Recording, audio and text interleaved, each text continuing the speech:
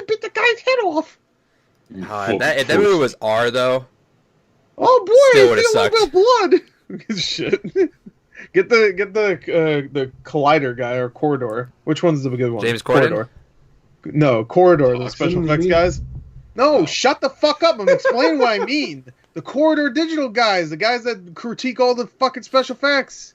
They have millions of views. Nobody knows them. Fuck y'all. Then. No, I know. Dude, they didn't they just like they've been doing this stuff for a while, but they like really blew up just like They blew up in the past last year. Yeah. Yeah.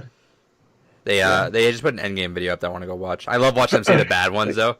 Even the bad movies were like, holy shit, this is actually a really good shot. Ooh, one of my favorite. Yeah, they always talk about like, yo, even though this looks bad, look, like I like the technique they're using or whatever. One of my favorite reactions is I forgot exactly which one it was. I think it was for, what was the one that was really bad? Everybody hated not Cats, the other one from last year. Cats and Dogs.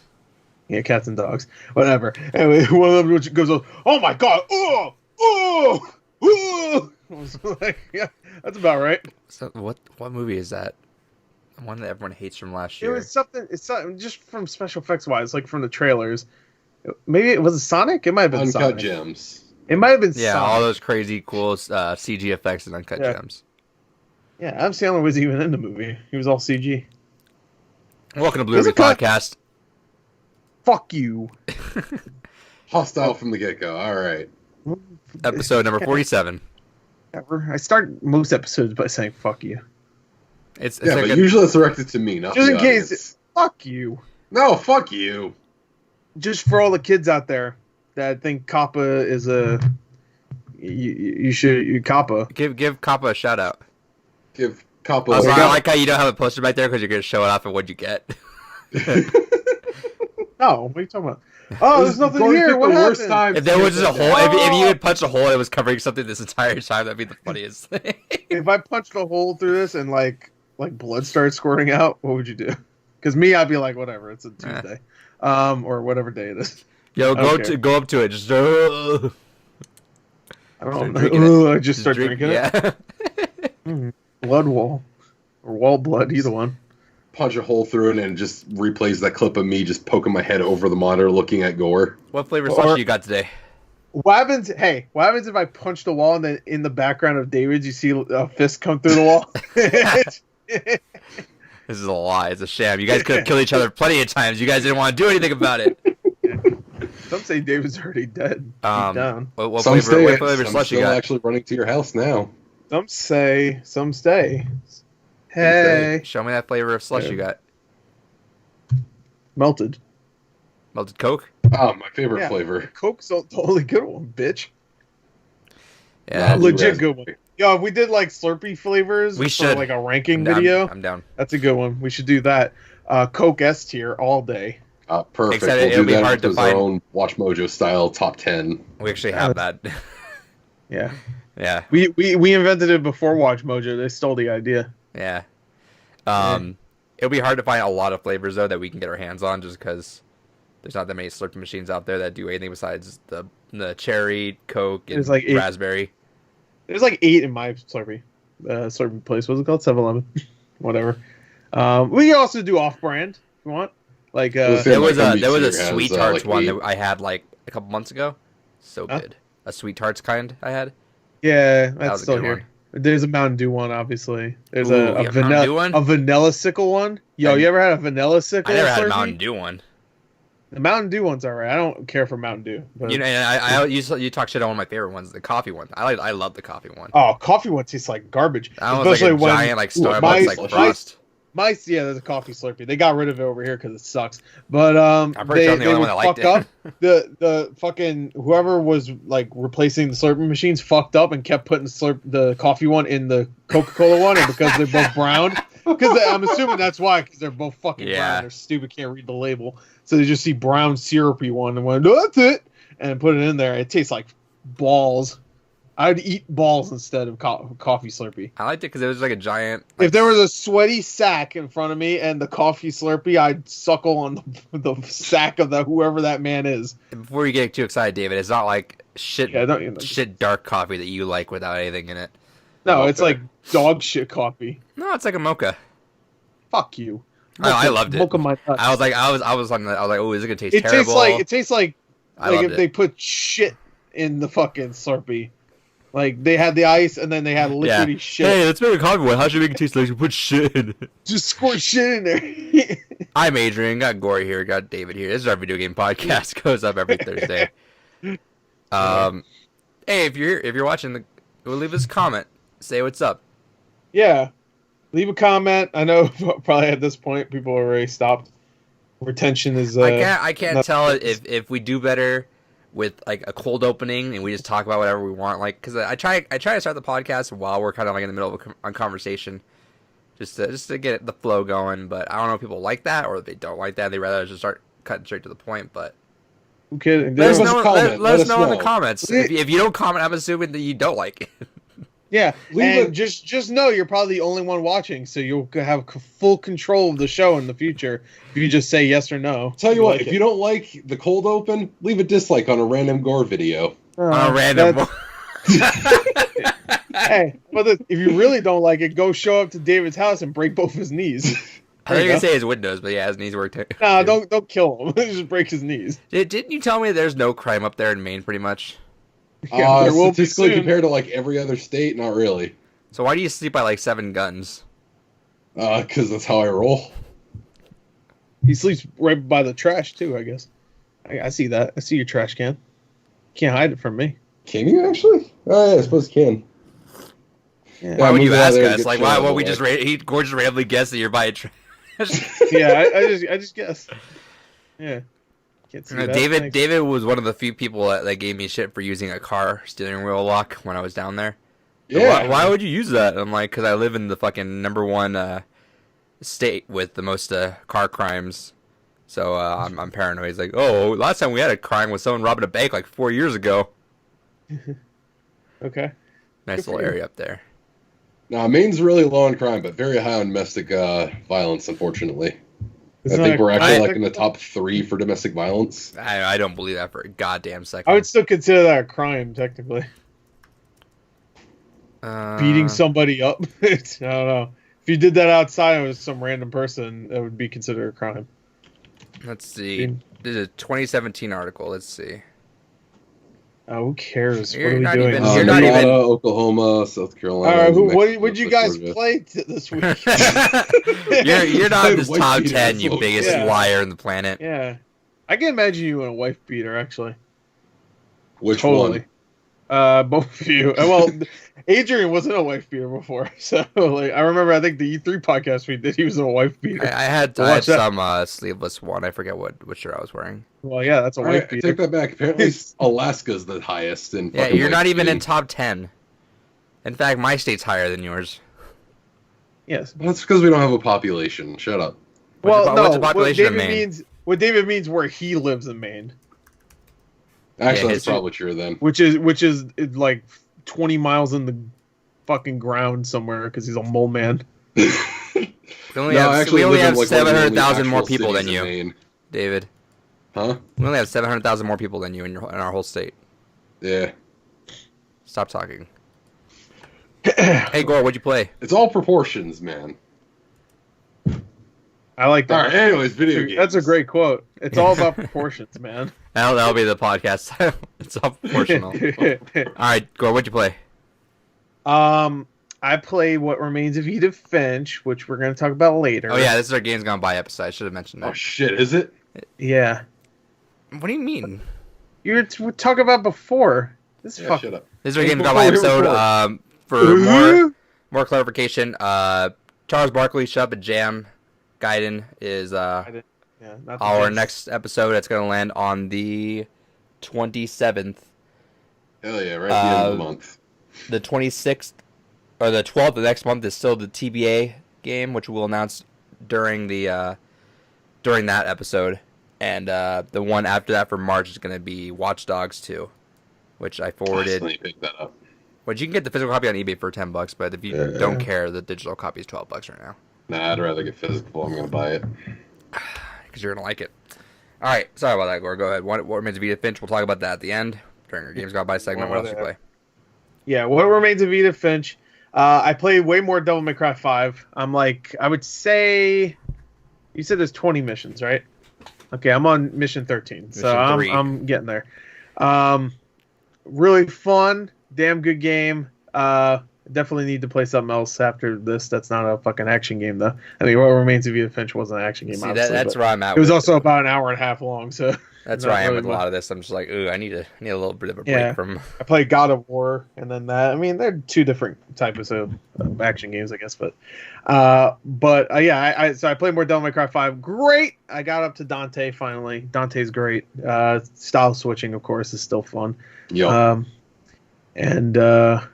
I tend to stick with Trickster because I just like the maneuverability. Agreed. Being able to dash away and stuff. But yeah, because like I was talking about when we were talking about last week, is just playing Nero and having none of that mobility really fucking hinders what you can do when you start to get surrounded. And holy shit, it's so invaluable to have that extra maneuverability.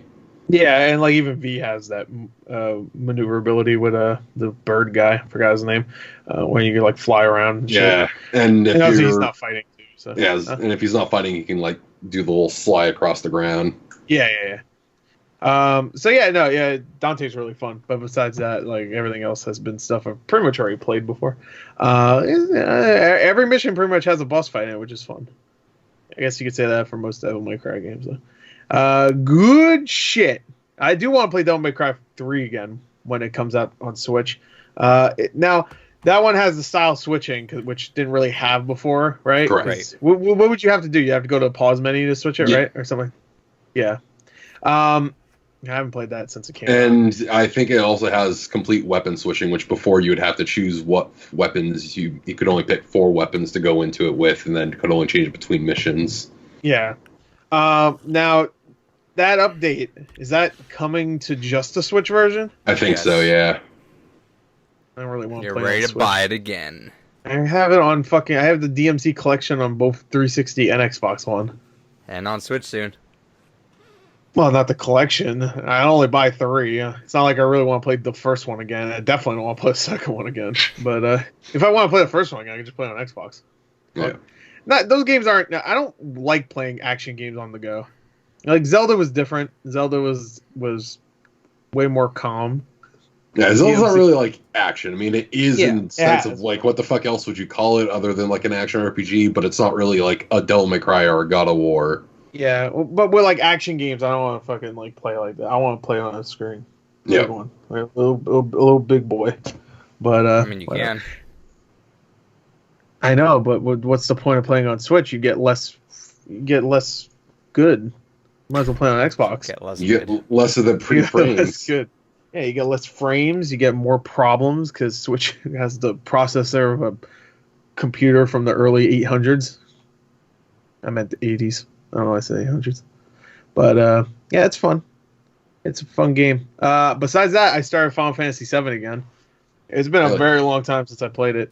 And I'm playing now on Xbox, which I should be playing on Switch, but I'm already playing something else on Switch, and I don't want to fucking double dip with 2 games on my Switch right now, because I like to have the other game I'm playing just in the background. Yeah. Play it for 20 minutes or whatever, which is pretty much what I'm doing with the Somnium Files at this point. But yeah, Final Fantasy VII. I'm about 2 hours in, I would say. It's really good. It holds up. I'm actually surprised by how much I remember from the beginning. So, good stuff so far. Besides that, I think that's it. Pretty much it. All right, David. So I've been sick as fuck since the last episode. Hell so I've not really been doing. So sick. So I've been pretty much taking it easy. Just been playing House and Fata Morgana. Got the last 2 endings I was missing, which then opens up all the other side. Which, by the way, I just think they fell apart with those endings, so I'm just gonna have to knock it down. It wasn't my favorite game last year. Man. Actually, no. The endings were fantastic. Yeah, idiot. Adrian the doofus. Fix your mic. You fix your mic. Look at your headset. It's coming apart. Yeah, that happens when you hit it with a chair multiple times. Wait, what? Should be the other way. Yeah, he ran over it. No, that's not hitting it.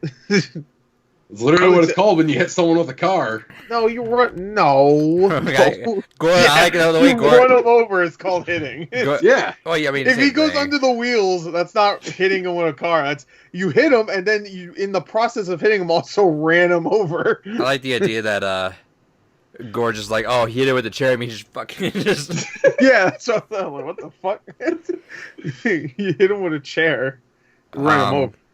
It went onto the wheels. All right. Anyway, so you got that. You like that? Yeah, so I'm playing through all these other side content now, which they add in like 7 other stories, some of which are exclusive actually to the PS4 version, and they range in size. So like the main game itself was like 35 hours if you're not like me and you kind of take a little bit to just read through everything, listen to the music. I think I put in like 42 hours to go through the whole story, main story. And then the side content ranges anywhere from like 10 minutes to 8 hours for each thing. So I'm working on 100%ing that game, but still so far definitely my favorite game from last year. But again, now that I'm feeling better, I'll be able to actually focus on Devil May Cry, and that might get bumped up a bit more. Then just grinding out, leveling up my crafting classes in 14. That's about it. Cool. Good. I'm glad. I'm just very glad. Glad it was quick, so Adrian can get through his quick, and then we can do the game pickups quick, and then we can get to the stuff quick. We can end this podcast in less than fucking 3 hours.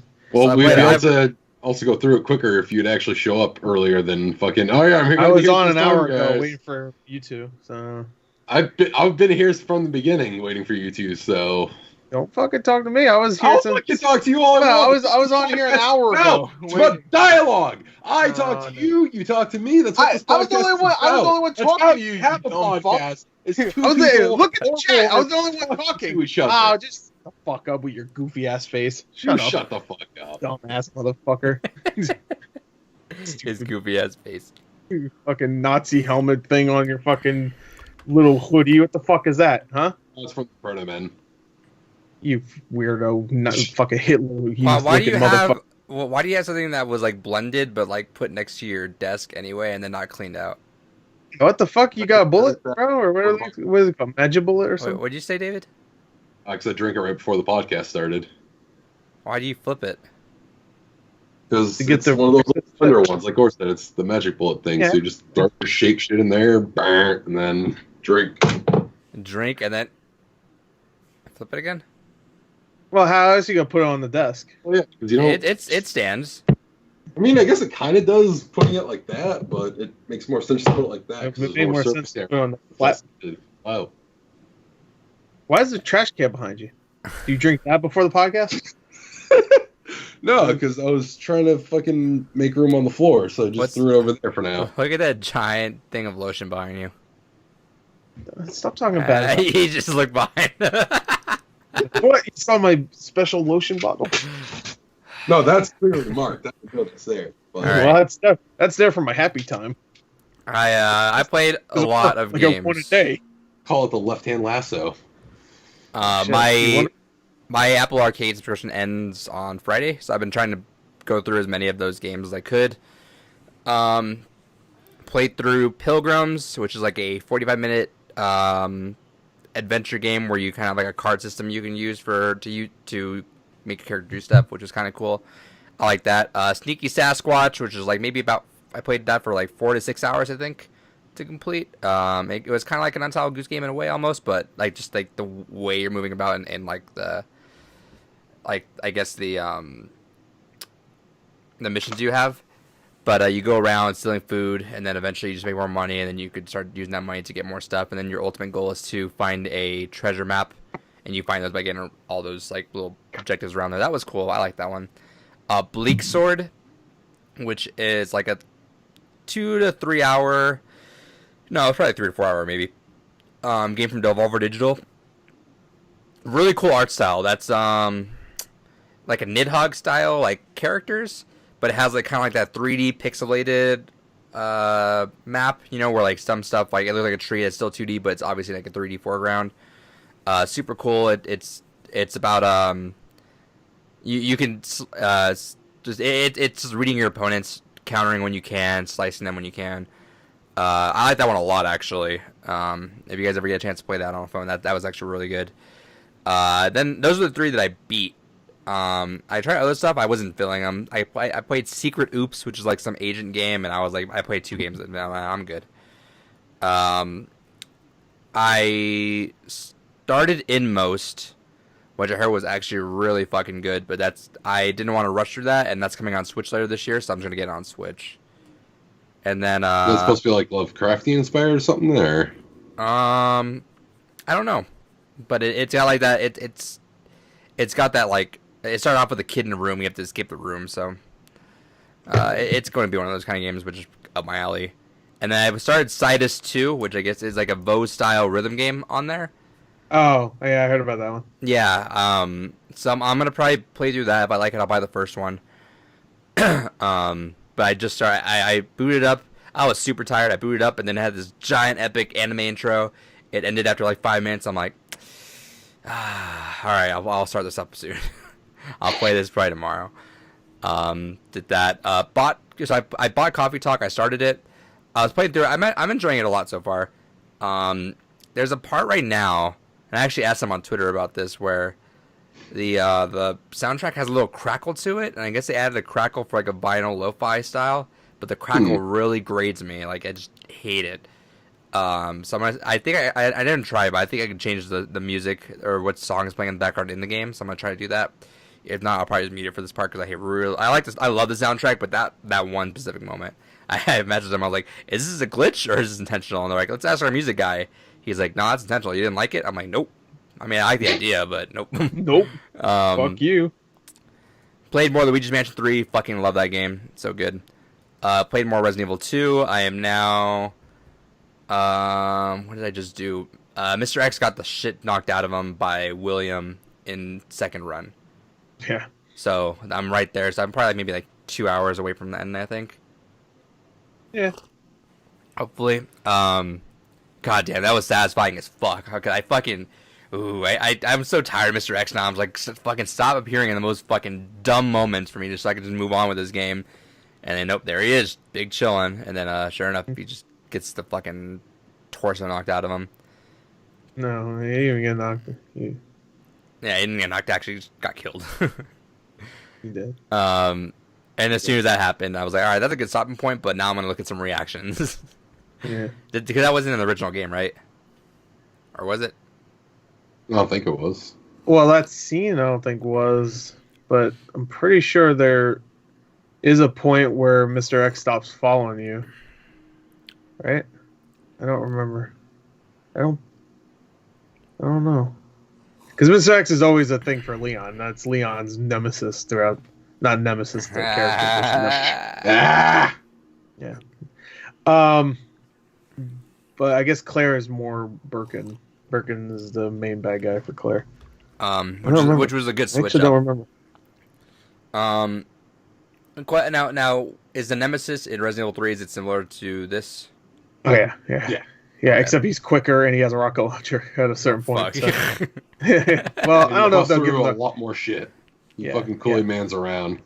Well, we'll see how he plays, and I have a feeling he's gonna be very similar to Mr. X in the new game, but we'll see. Meaning, I don't know if he'll have a rocket launcher. So what did he do back then? He run at you, grab you. You tell. He had like little tendril things he would use to go ahead and pull you in. All kinds of one of his attacks. He does this shit. Was it like annoying though, or was it cool? But the way they did it was annoying, but it was a little bit easier because he had like a dodge mechanic in that game. So, it kind of evened out. Okay. Where, in original Resident Evil 2, just like in the remake, you don't really have...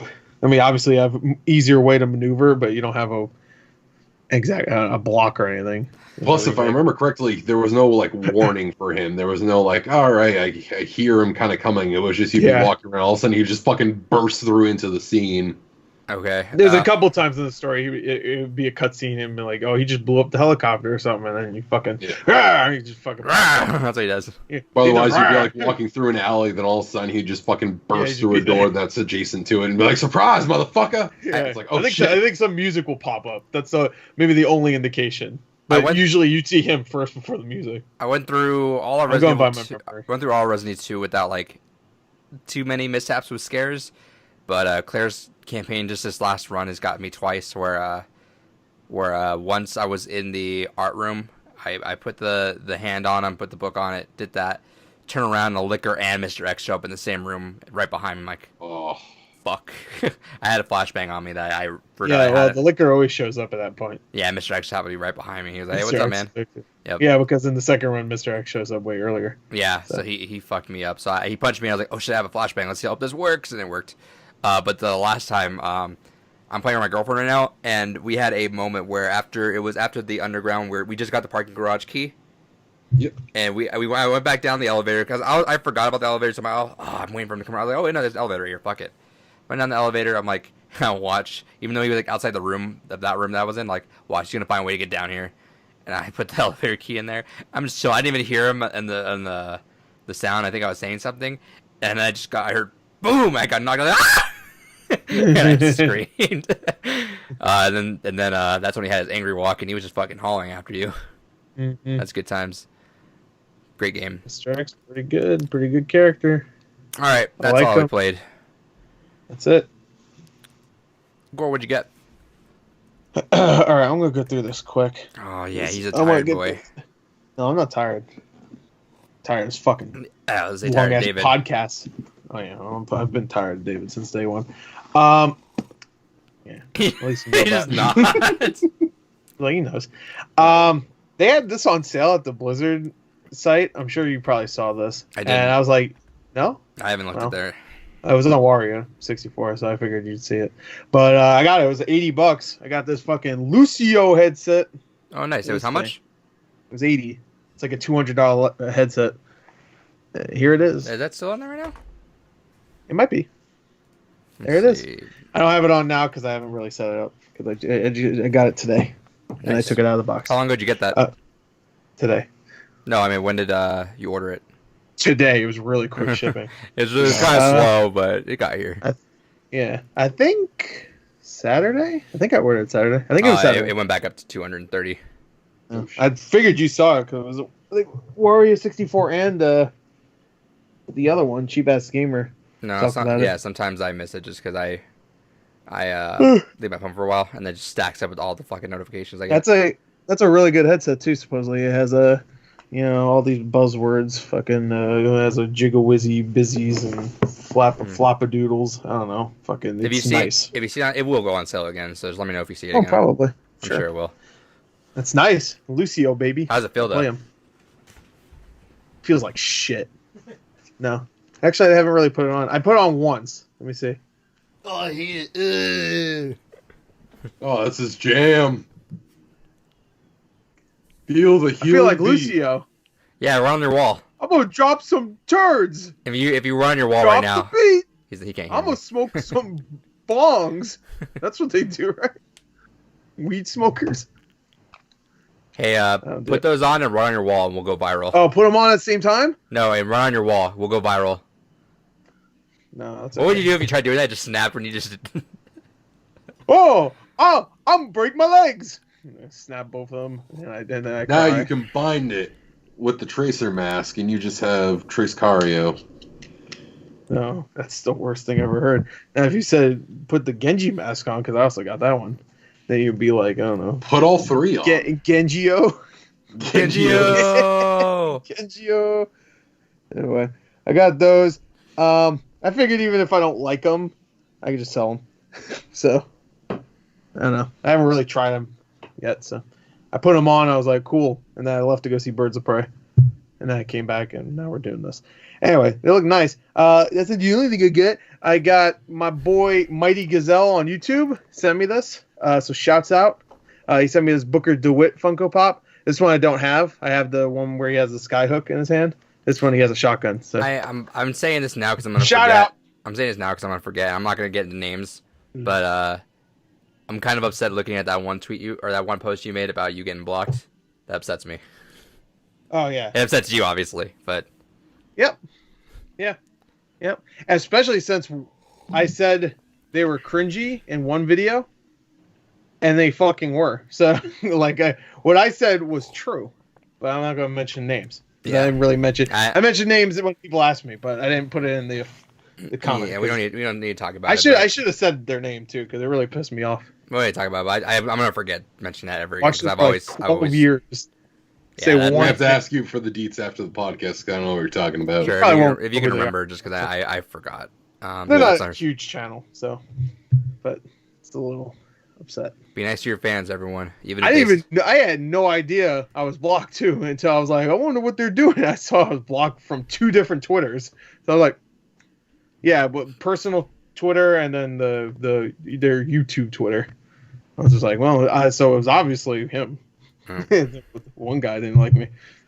All right. And I figured because he replied to me saying like he was upset that, you always leave bad comments. I'm like, no, I fucking don't. You just notice all the bad comments. I'm like, whatever, fuck you. All right. What else you get? Little venting. I got this. I was excited about this. I put up a whole thing on my YouTube community where I was just like, I didn't know this existed. Oh, did you get what I think you got? Yeah. And then I saw someone was selling it for like $50 on Mercury, which I don't even use. But $50 is pretty good considering they sell for like 70. So I was like, fuck it.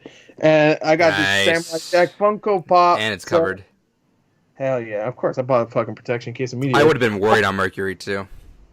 Yeah, I got a good deal on there. I mean, 50, which is still way more than I would like to spend on Funko Pops. But yeah, but those are like 2 of your best ones now. Yeah, look at that. Look at those 2. Yeah, Aku looks fucking amazing. Yeah, look at this. Look at those 2. I looked that up on eBay like right after you mentioned that. I was like, ugh. They're pretty good.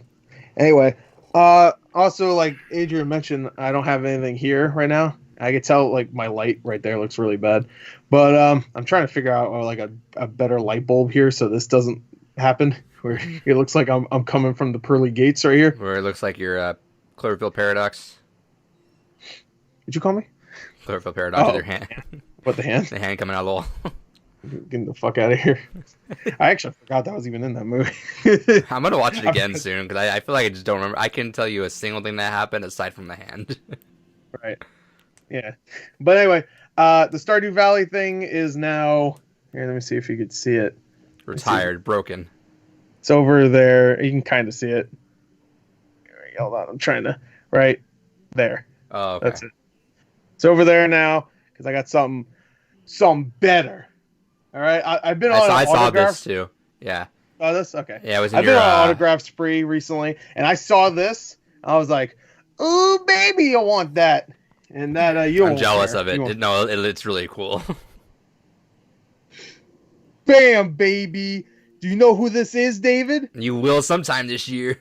One day you will when we do the games gone by. And you're gonna love every one of those characters. It's Alex George Stamos and Paul McCartney, Stamos, John Travolta, Elton John, and Elton John Cena, right there.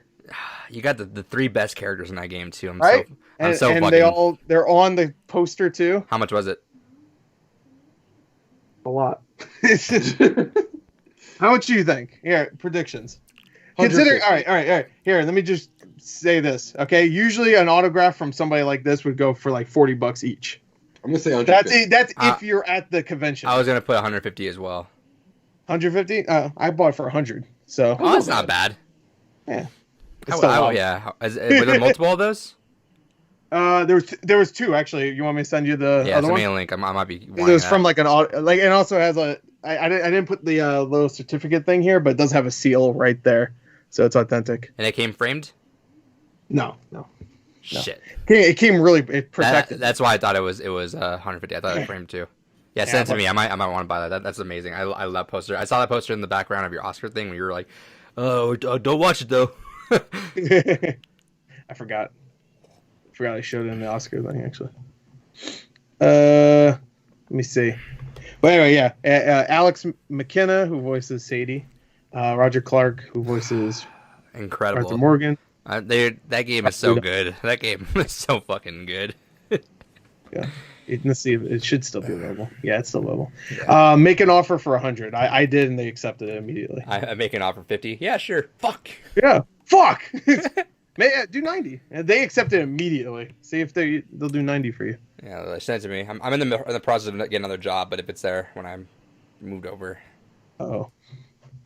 Cut this part out of the podcast. So nobody snags it. But, yeah, there was 2, so.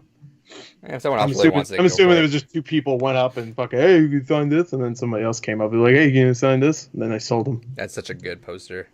Yeah. Fuck. Anyway, so there you go. That's all I got. Yeah. That's it. All right, David. I should say I also had a BioShock thing, but I figured I wouldn't show it here because I don't think any of you two would care. Put that poster up. I fucking love Bioshock. What the hell are you talking about? Yeah, it's also hung up on my wall. Put that poster up, Gore. Oh, you mean this one? Yeah. Yeah, your new poster. Put it up.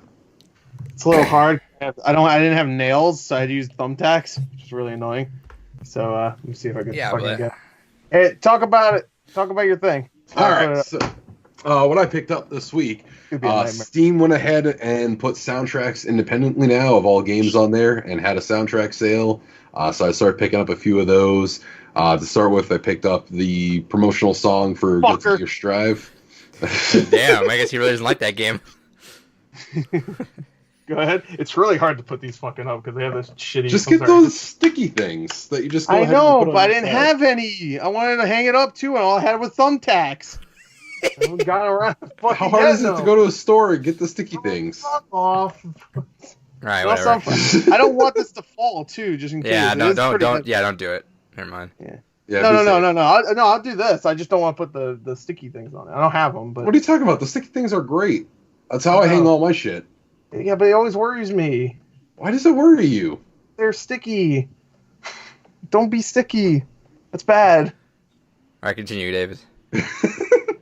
And then I picked up all 5 components of the House in Fata Morgana soundtrack on Steam.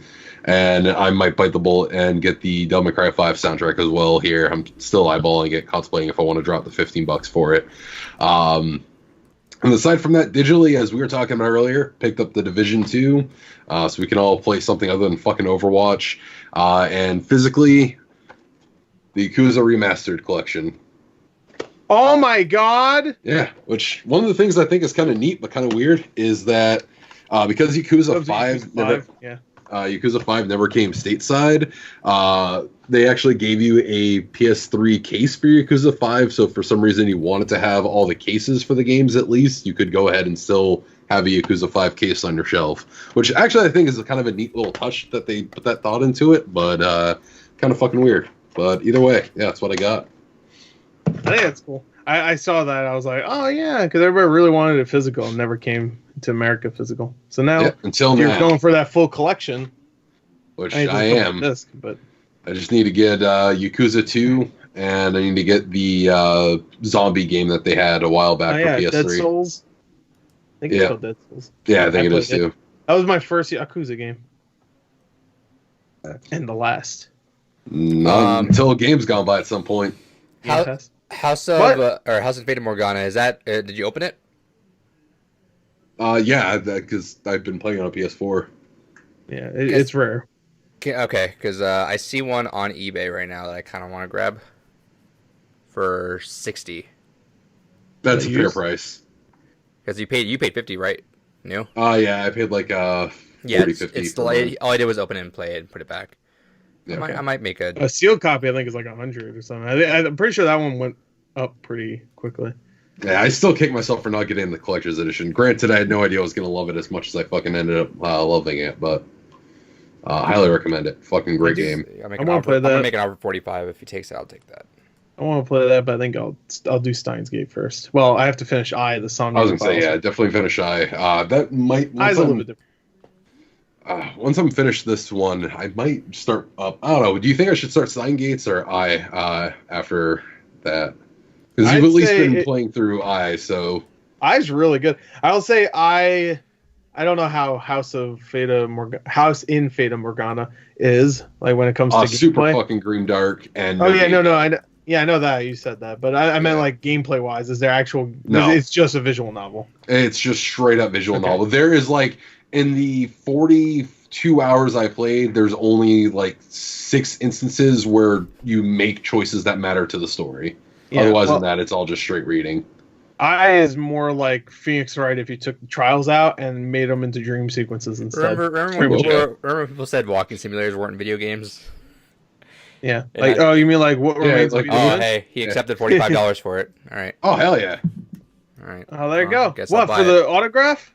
Yeah. You'd be Just for the pissed. autograph. I would have been pissed. I'm gonna offer that. I'm gonna see what they say for 50. Yeah. It's like fuck. I'll be really upset. All right. Anything else, David? Nope, that's what I picked up. Cool. It's going to be super small for me until March. Let's see. What did I get? Target had a buy 2 get 1 on board games and music and video games. My girlfriend needed to get GTA 5 for her nephew because I guess he played it so much it just fucked up. Which that's a fucking. That doesn't even make sense. I guess that's a thing now. And I had to play that game a lot, I guess, for that to happen. And then we also played a lot No, of games but too. yeah, like way more because like I guess he wait, played it does like he religiously. PS4 or Xbox One. And Xbox. But Still this, Blu-ray. doesn't the disc not I don't even know. spin It just in doesn't. Xbox? It doesn't work. She didn't understand either. She's like, all right, whatever, I'll get it. It's a Blu-ray also. Yeah. Personally, Might be a fake Blu-ray, but it's personally, Blu-ray. I think it might have been right when he said that, the first thing that popped in my head was like, oh, I bet you he could be telling the truth. But I was like, I'm sure he might also be just like saying that because he wants shark cards because that's why GTA 5 sells so much. People just keep buying the physical copies for the shark cards, which is Gotcha. bullshit. That's a fucking cheat. That's probably it. Then that's probably He why. just didn't want to say shark cards. He's like, oh, my game broke. Because that doesn't make any sense. You can have a giant gash on one of them, and as long as it reads it once, it's fine. And installs Because it doesn't spin in the fucking console. It just reads it, and then like, oh, you have it. Yeah, it's and in then, there. And I Fucking told her, why don't you just buy it from digitally? And I guess his family isn't cool with him putting card stuff in there. But I'm like, well, it doesn't really the same thing. And whatever. I was like, whatever. It benefited me because I wanted to get some board games. So I got Monopoly Speed. It says play the game and finish in under 10 minutes. I really wanted to get the fucking... There's an Amazon exclusive called Monopoly Longest Game Ever Edition, which is just a Monopoly board, but it's twice. It has another Monopoly board inside the Monopoly board. Oh, God. And they're like, yeah, these games take like 4 or 6 hours. I'm like, well, I'm never going to play 4 to 6 hours. Yeah, even That's like a normal. it might have been longer. It said something like that. But I was like, oh, I would love to play it. I'm never going to play it, but I would love to have it. And then I saw this, which I really wanted over Black Friday, I think it was. I saw it at Target, decided to pick it up, was Xcode, which is like a game where it gives everyone works together, and there's a secret code everyone has to unlock, and you have to work around together, communication. I think of like almost like Bomb Core in a way. So that's cool. What else did I get? Oh yeah, okay. I ended up buying another copy of this. That way I could take to Smash tournaments so I can play some games of it. It was another copy of Killer Queen Black. It's $8, right? Yeah, it was $8, and they swapped it over, so these are like new. I mean, they're GameStop new, I should say. Then I ended up grabbing this. I was gonna get it on Switch. That when I get into the GameStop, it wasn't in a Switch cover, and I'm absolutely never gonna buy a Switch game with the GameStop cover on it. That's not happening. So then I looked for this copy on PS4, so I grabbed it. Was Root Letter, and it was also in a new GameStop new. They just swapped it over to pre-owned, so it came with all the stuff in it, whatever comes in the day one edition with that. I want it on Switch. I also heard it wasn't great. So I heard it was all right. I didn't hear it was good. Yeah, well, fuck you. No. That's it. That's that. That's that. All right, trivia, boys. All right. Oh, I thought you said Cheerio, boys. I'm like, what the fuck? Pip pip cheerio. Cheerio. I like modern. Cavalry's here. I like modern British slang better. Modern. Yeah, I like you taking the piss. It's my favorite. Just say no. Favorite. I'm like, ew. The fuck? You just say, you British bastard? Huh? Get this pain in you. I'll give you the shit. That's what I said. That's ours. You taking the shit? Oh. Why do you say taking a shit when you're giving it? Piss off. All right, you, we're doing trivia. That's an insult in Britain. for the record, neither of these guys are gonna like this trivia. I saw it pop up, and I know neither of them are gonna enjoy this, and they're just gonna be yelling out things that they don't understand, which I think is gonna be all right and funny in my mind. Maybe it's funny to you guys too. These two are not gonna like it, and they're gonna be like, "That's dumb. I don't want to do this." But I mean, whoever wins gets a point, and then they'll be okay with it afterwards. So we'll see. And let me give you guys find out. Can we get a point if we guess the game? No, I mean you guys are 100% know the game because that's you'll see in a second. No, I mean guess the game before we even start. Yeah, you guys each get 3 guesses. And I'm not going to tell you guys if you guys are right or wrong, so you guys can guess overlap. That way you guys can both get the point. Oh, Kingdom Hearts. Give me 3 guesses. I'm not going to tell you if you got them right or wrong, and then I'll let the other person guess too. I'm pretty... I'll let go. No, he likes Kingdom Hearts, so it can't be that. Yeah, but I've also ranted about how stupidly fucking convoluted the story is.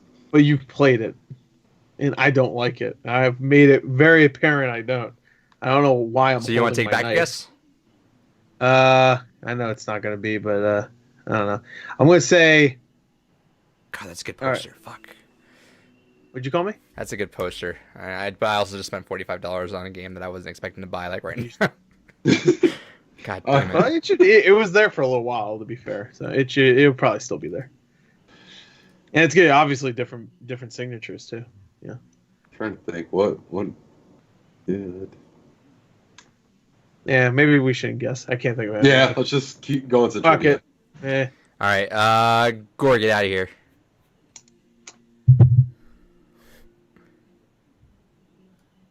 All right, I'm gonna send you this picture, David. Oh, these. I always love these. And I'm gonna screen record this, and I'll put this in here as well. So let's see. I'm not gonna go through the effort of putting this in screen share because too much effort. Quick play. Or quick player, I should say. Screen recording.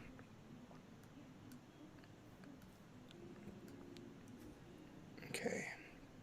How you been? Hyping? Huh? Huh? I said, how you been? Oh, how you been? I heard hyping, and I was like, what? Fucking hyping? Oh, not too bad. Just been... Why don't we do an audio podcast? Huh? Why don't we do an audio podcast? As soon as we get the fucking shit figured out. Stay tuned, everyone. Because I still need that torrent so we can start getting everything uploaded on dedicated channels, and she is... also, we need to confirm which one we're going with for the audio platform. I trust you, whatever you want to do. All right. This is called... Can you name all the racers introduced in the Mario Kart franchise? Oh, God. So, I'm about to... Let's see... where am I going to put this at? I'm going to send you this picture on Facebook right now.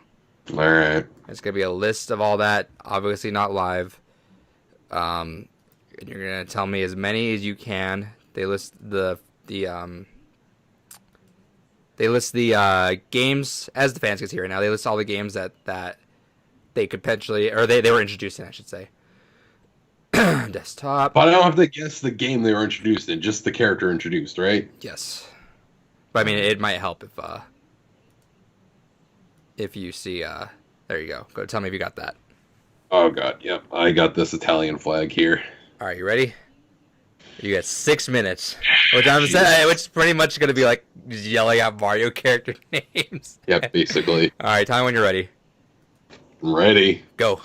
All right, Mario, Peach, Luigi, Daisy, Donkey Kong, Shy Guy, Dry Bones, Bowser, Bowser Jr., Link. Wait, Dry Bones, Bowser Jr., Link. Me's. You said Dry Bones, right? Yeah. Me. Okay. Lakitu. Wario. Waluigi. Fucking... Did I ever say Boo? I don't know if I No. said Boo, but I'm saying Boo now. Boo is not a racer. Boo is not a racer. All right. No. Baby Mario, Baby Peach, Baby Daisy, Baby Luigi, Baby Bowser. You said Metal. hold on. Baby Daisy. Baby Daisy is not a thing.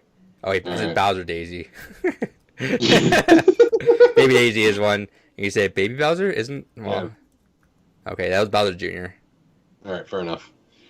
Metal Mario. Okay.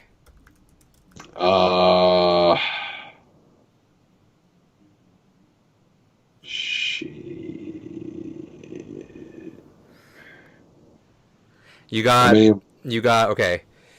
There's 4 from the original Super Mario Kart there. You're missing over half of the Double Dash crew. Missing all the Mario Kart arcade GPs. Missing 1 from Mario Kart DS. Rosalina. Rosalina, there you go. Okay. You're missing 2 more from Mario Kart Wii. You're missing 2 from Mario Kart 7. You're missing pretty much everyone from Mario Kart 8. Except for Link. Yeah, because I don't play Mario Kart. Shit. Yeah, 4 minutes. You're 21. No, you're 20 out of 54. You said someone that you did not mention. Huh? You said someone that you did not mention, so I'm not going to give you that point until you mention them. Which you're not going to get it, so don't worry about it. All right.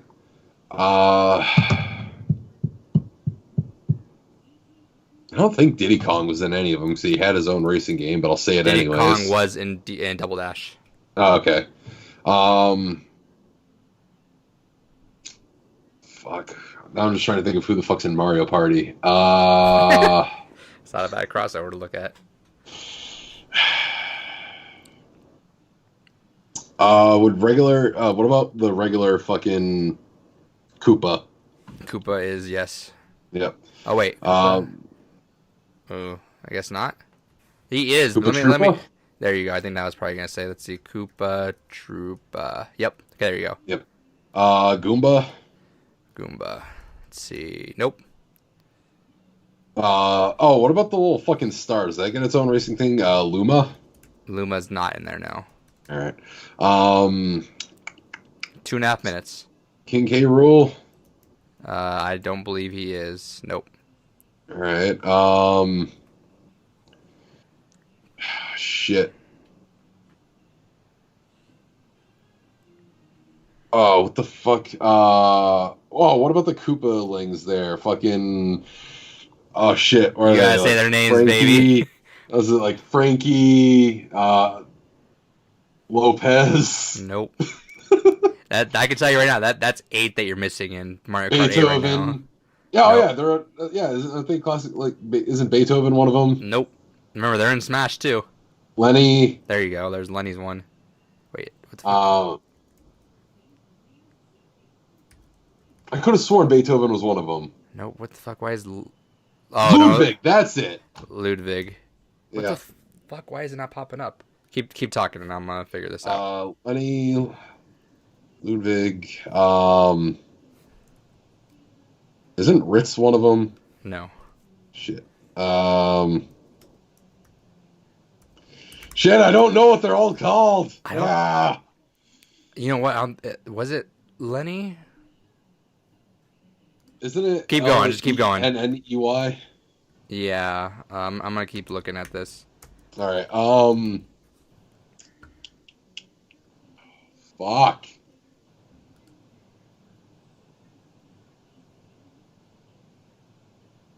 Donna. Donna. Oh, fuck.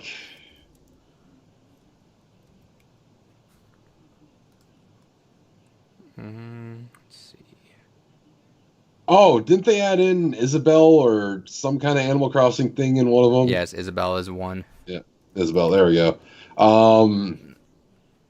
It's not the only one. Villager, Tom Nook, I don't think he was in it. KK Slider. No. I I think that was it. There were more guest characters, but that was it for that. There? Yeah. Shit. Oh, wait. Who'd you say it was? It was Lenny or who? Lenny. Not Lenny, no. Okay. Larry? Larry, yes. Okay, Larry. All right. And Ludwig is one. All right, you got 10 seconds. Shit. Sakurai. Yeah. All right. You're going to hate yourself for some of the stuff that you just missed right now. Yeah, I know I am. All right. Let's refresh. It's like naming all the Pokemon all over again. Let's refresh and get another one going here. All right, wave them in.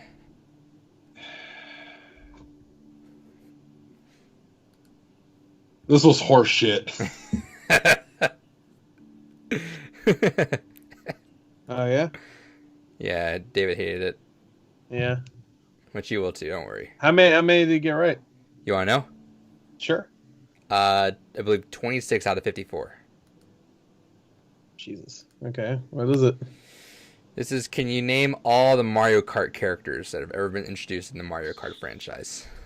Which eventually just boils down to just yell Mario characters until they're all right. Wait, say it one more time. Just Sorry. yell Mario characters until you're right with them all. I sent you a picture of them, so that lists about how many characters were introduced in each franchise. David missed a large chunk knowing the characters, but not knowing any of their names. But let's see how you do. Tell me when you're ready. Okay. All right, and go. Okay. Mario, Luigi, Princess Peach, Daisy, Toad, Yoshi, Luigi again. No, Waluigi. The other Luigi. I mean, the other guy, Wario. Baby Mario, Baby Luigi. Okay, now Bowser Jr., Bowser. Donkey Kong, Diddy Kong. Master Chief. No. Link. He was in the last one. Was Sonic ever one? No, I don't think so. There were guest characters. Wait, how much time do I have? Yeah, 5 more minutes. Oh, okay. You're at 15 out of 54. Okay, I'm trying to imagine what our characters there You're are. missing, aside from Link, you're missing everyone else in Mario Kart 8, all of Mario Kart 7, Mario Kart Wii, Mario Kart DS, and half of Double Dash. All right, I'm going to the Bones guy, Boner. Dry What's his Bones. name? Dry Bones. Thank you. Krampus.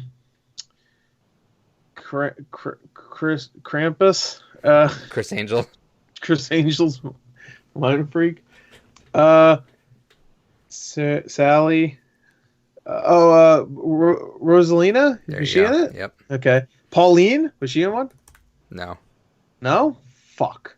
I said Toad. Toadette? I believe so, yes. Let me see. Yeah. Yep. Okay. You're missing 2 more from the first game. Koopa Trooper? Yep. Right? How about the cloud guy? Does he count? Like you? Is that his name? Yeah. Does he count? Lakitu. Yeah. Cutie boy? Does he actually count? Yeah, he was drive an actual racer, yeah. Oh, was he? I don't remember. You are missing 1 from the very first game as well. I don't think you're gonna get that one. That one's a tricky one. Is he? Yeah. It's probably like this Goomba. character I don't think has ever come back. How about Goomba? No. Goomba, no. David tried that one. Larry the cable guy. Larry is one, yeah. I'm going to give you that. Oh yeah, Larry. Oh, come on. That's You one didn't of the. fucking do that That's for one of me. the. He actually said Larry. Is all Bowser's kids Larry, Inky, Blinky? No, I don't know. No, it wasn't. That was one of Bowser's kids, right? They're all named after like fucking Iggy. Iggy's one. Iggy. Fuck me. I don't remember. They're all named You after lucked like the fuck out just now with Larry aren't the they all Cable. named after like fucking like rock stars and shit, right? After Yeah, they're all musicians. musicians. I can't remember the other ones though. I know It's Iggy, not Beethoven, unfortunately, as It's not Beethoven. David thought that one of them was Beethoven. Beethoven, Fran Drescher. Yeah, I'm passing you. Luigi's Death Stare. Does that count as a wonderful character?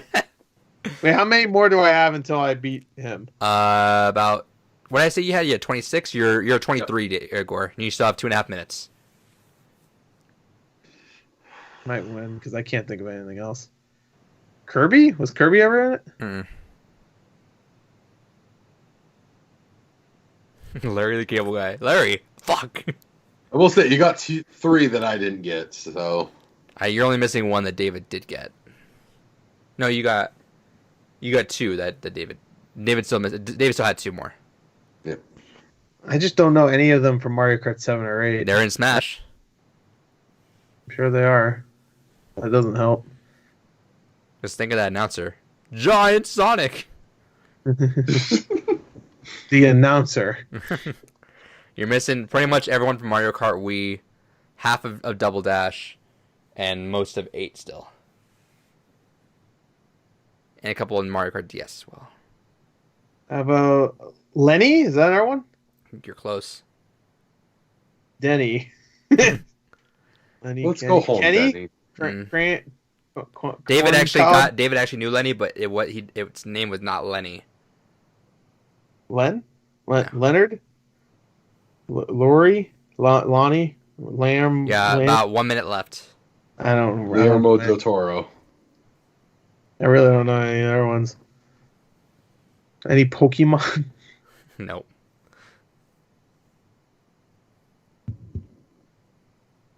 Professor Oak. Travis. I don't remember any of the Bowser kids' names. You're missing about half of Double Dash too, if that helps. I know. I can't remember what I said. Really, doesn't matter. Double Dash. You had Waluigi, Baby Mario, Baby Luigi, Bowser Jr., Daisy, Diddy Kong, and Toadette. Remember, and they had partners too.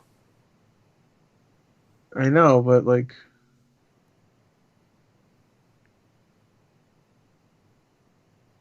I don't know. Cranky Kong. Is he? No. Yeah. I've been pissed. No. King. No. K. Rool. No. David tried that one. 20 seconds. So I'm naming off whatever you got. It doesn't matter. That's just gonna distract me. I don't know. All right. David, you win. Congrats. All right. Beethoven is not one, but Ludwig is. Ludwig. Yeah. See, you didn't even get it fucking German, right. It's Ludwig. No, it's Ludwig.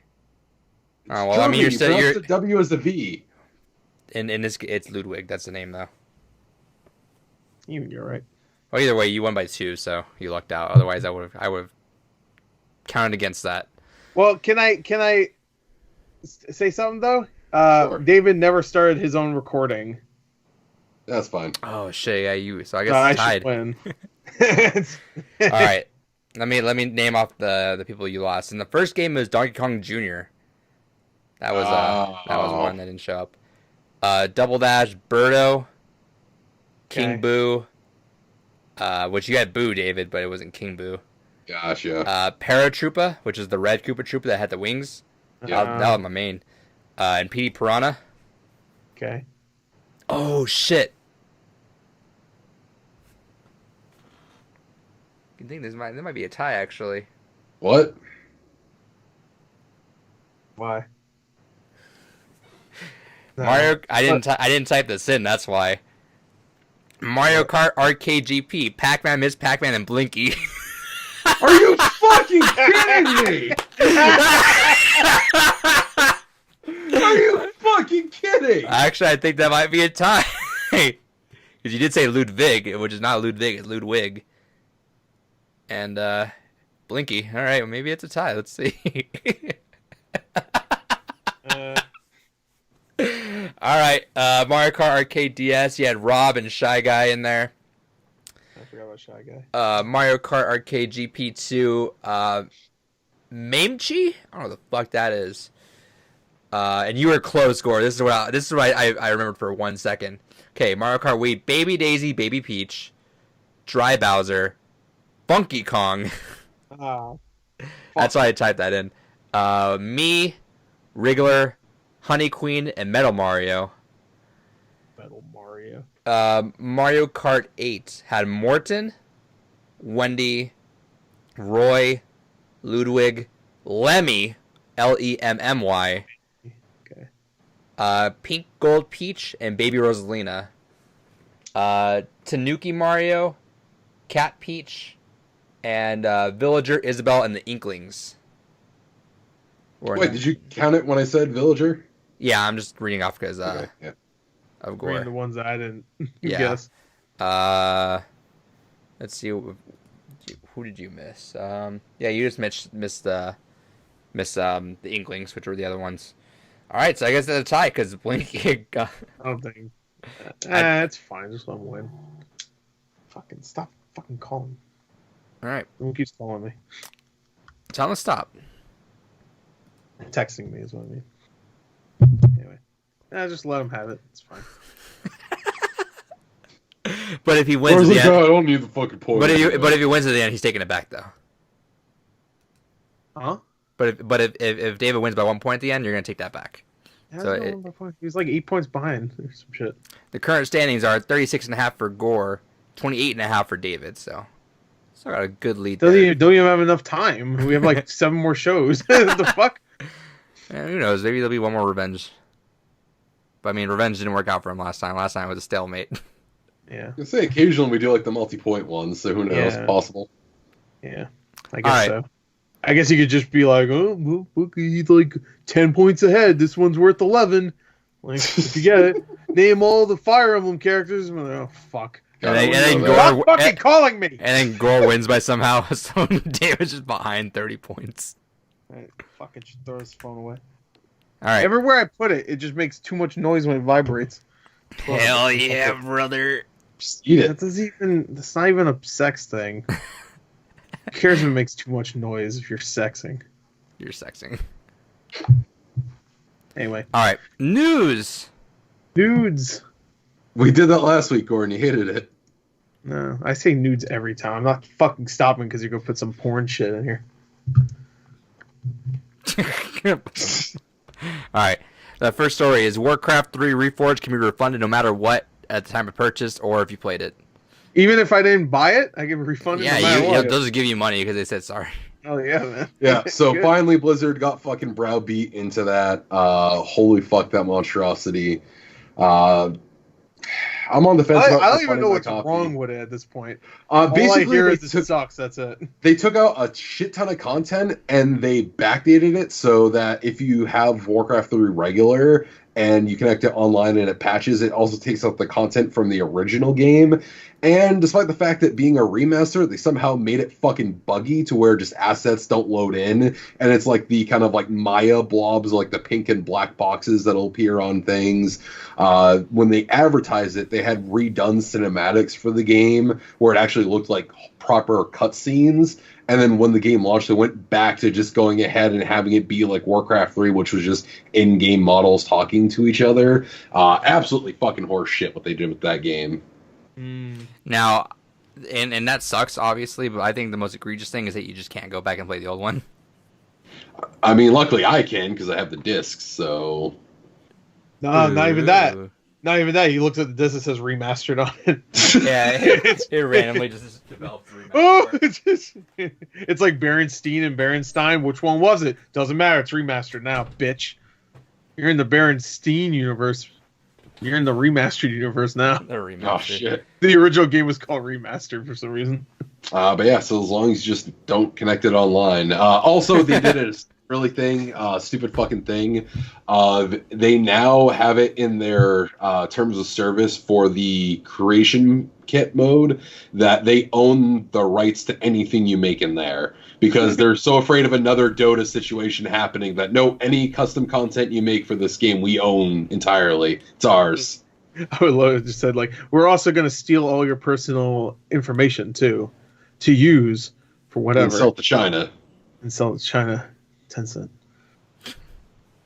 Doesn't Tencent own Blizzard or something like that? Yeah, whatever, right now. Yeah. They own Terminator. I know that. Every time I saw a trailer, it'd say Tencent. I'm like, before I even see one Terminator yet, I'm like, fuck. Anyway, that's probably why Terminator's in everything. Because China owns everything. Or, I'm sorry, Tencent owns everything. Yeah, well, same thing. Well, it might as well. Tencent owns China. Did you know that? All right. But yeah, so that's Warcraft 3 Reforged. That's a clusterfuck. Oh, well. Oh, Fuck Blizzard. Reforged. That's I'm right. never Sorry. giving Blizzard money again. I forgot they called it. As we something play like Overwatch after this somehow. that. Fucking stupid. No, it doesn't mean I'm giving him money anymore. I'm not buying Overwatch 2. I won't buy Diablo 4. Yes, I you don't will. care You're what absolutely comes with. buying Overwatch too. I am not buying Overwatch I don't 2. care. They have to come and murder my kids that I don't even have. And I'll for me still to consider fucking- it. And I'll still buy it. I even consider it. You're gonna get Overwatch 2 because you're gonna want to play with the If boys. they could be murdering my kids right in front of Gore me, doesn't give and a if shit the about pre-order story mode goes stuff. up the same time, then I'm gonna Wait, be what? pre-ordering. Hold on. Did you hear what he just said? Yeah. Say it again. We literally talked about this on the podcast before, because Overwatch 2 is just going to be story mode shit, and Gore's like, I don't give a fuck about that. No, what? Yes! Literally! I can go back and find it, motherfucker! I've been asking for story mode stuff all the time. I don't know what the fuck he's even talking Literally about. every time there's a thing I'm there. going to go back and find that episode, and I probably I'm said I gonna don't give give a it to fuck about- Adrian, so No, future no. Adrian can I think- put that fucking no. clip right in there. No, that's bullshit. I think what he's talking about is that I said that there's going to be like a lot of differences to it, where I think like it won't really matter about. No, you owning- outright said you didn't give a shit Can I about any of finish, the story brother? mode stuff. No! No! I did not say I No. want fucking story mode. I've been talking about story mode for that game for fucking 4 years. Don't even. Yeah. Every time you look at it, it's cinematic. It's like, I just and wish it swear to was a God, if story mode. I swear to God, if it's a clip where I'm obviously being a real funny guy, I'm gonna fucking be really upset. Well, good news, you're never a funny guy, so... Oh, I'm funnier than you stupid fuck. Leave in the comments below who My you think glasses is funny. are better, too. Yeah, no, there's 0% chance Gore said that, I think, because literally ever since this game came out, Gore's like, I just want a I story will mode. go back and find it, and I want future Adrian to fucking put it right here. If I didn't say the exact words that no one gives a crap about, or I don't care whatever he fucking said, I already forgot, then whatever he said, it's null and void. If I don't say exactly what you just said. And David resets to 0 points for this whole trip. Yeah. Yep. You're back to 0 now, fucker. See if you can catch up. That's for slander. There's no way in hell I said that. And also, we're all gonna buy Overwatch too. I don't know what to tell you. Oh, I shit. bought Buying a it. bunch of garbage. You're gonna buy it because you're gonna want to play with the boys. You're having a good time with the boys, Well, hanging it out. doesn't matter. No. He need to- I'm not he buying doesn't- Blizzard anything anymore. I don't give a Again, that's why I think that's what I said, is because I don't think most people. I mean, nobody needs Overwatch 2 really if they just play the co-op. I mean the competitive, right? Oh, You right, don't that need is, it. huh? Never mind, I forgot. So Yeah, you David, don't even David need still it. got the boys, and we'll look cooler with our cool costumes. Yeah, because that's Yeah, literally the well, point that'd of be great. Overwatch 2 is it gets like, dedicated costumes and it gets fucking story mode. I want the story mode though. So Oh yeah, we'll be playing those story missions with the boys. I don't give a shit. as long as there's actually like story content in it, I just want cutscenes. I don't give a fuck. I love those cutscenes, baby. yeah, I really like those cutscenes. I want like a story. I want like. I just want some lore. Also, that I have to Overwatch read. is Overwatch with Jeff Kaplan watching over and like talking about how he also disagrees with all the Hearthstone shit. I think that's the exemption to Blizzard stuff that I'm cool with supporting. I don't care. Nah, I'm not buying Blizzard anything anymore. You bought World of Warcraft 3 or the fuck so. No, I didn't. Warcraft 3. You didn't buy it? Yeah, Warcraft 3 Obviously, did. that's what I meant. Yeah, but that was pre-ordered like over a year ago before all this shit You happened. can Well, I cancel was your smart. pre-order. What the fuck does that mean? You can cancel your pre-order? What? Well, now I I didn't can know. refund it. I didn't know so. pre-order meant you're fucked. You have to buy it now. Well, actually, for Blizzard, yeah, it is that way. Once you pre-order it, they fucking hold on to it. Like, you can probably cancel it. There's no way you could get. You can get a refund for it after it's already. Well, out now and you can. played. There's no way in hell you could cancel the pre-order before the fucking game's even No, out. you couldn't. There's no way. I don't believe you. That didn't Nintendo win that case in Germany where they're just like, hey, you pre-order it, we're not giving your money back. Yeah. Yeah, that's in Germany though. That's true. That's America, baby. Next story. America, we beat them We have no 70 something freedom. years ago. We win. We win. We win. I saw Jojo Rabbit. You lost. All right. System Shock 3 team is no longer employed. Yeah. Oh, I didn't hear about RPGs. that. What? Yeah. You want to Oh, give is them the that getting details on that? canceled? That means. I don't even know most of the details. I just saw the kind of headline from it earlier. But yeah, no. Apparently, it was leaked that the entire team was laid off. Wow. All right. System Shock However, it's since been emerged, and this is from VideoGameChronicle.com. It's been emerged that at least a dozen senior System Shock 3 developers have left the studio in the last 5 months. That includes System Shock 3 writer and director, senior designer, lead programmer, QA lead, and senior environmental artist, and more, who have all updated their LinkedIn profiles to reflect their exit. Let's see. In December, one of the studio's former community managers said, "I know people are concerned about the state of the studio. I'd be lying if I said I wasn't worried as well." I think now it's that they need to find a potential publisher, but that's going to be very, very hard to do. 10 cents. They'll buy it. Buy everything. Oh, yeah. So Starbreeze sold the publishing rights back to the developers, and then now the developer's gone, so we're kind of like... I mean, that game has to be pretty close to finish at this point, but that sucks for them. Yeah, that's what everyone was saying, is it's pretty rough. The post continued, it says, if Starbreeze had not gotten into crisis, I think we would have delivered something interesting with some fresh and innovative gameplay, but a much smaller game than what people were expecting, and inevitably disappointing for a sequel to such a beloved franchise. The post continued, those high expectations drove a lot of expensive experimentation, and we were a small team and knew we couldn't compete with those current immersive simulations in production value and breadth. So we had to be creative and clever and weird. And we were on our way to make something unique and possibly fun, but probably not what the audience was hungry for. Ooh. Damn, they even talk shit about the game. Yeah, so it sounds like they were all kind of like... I mean, the original System Shocks were pretty much... I mean, it's pretty much what BioShock is. Yeah, they were phenomenal, but the way they made it sound like... They made it sound like it was going to be, like, linear as fuck. Because that's not what System Shock is. Right. Definitely not. Or exploring and stuff. I haven't played System Shock in a very long time. That sucks, but then again, I wish it's kind of just what you do when you go into a franchise that's been vacant for so long. You're gonna have all those expectations on you, and I think that's a dangerous game to play. I think that's also smart why they're doing Half-Life Alyx, because doing Half-Life 3, and they mentioned this in the interview with Jeff Keighley, it's like doing Half-Life 3 out the gate, it's gonna be just so hard, right? Just, you got everyone looking at you, so doing Half-Life Alyx is a good way to be like, all right, here's the introduction, let's see how people are feeling, how we're doing this, and then we'll go to Half-Life 3. Sure. I still think Half-Life 3 will have all eyes on gameplay.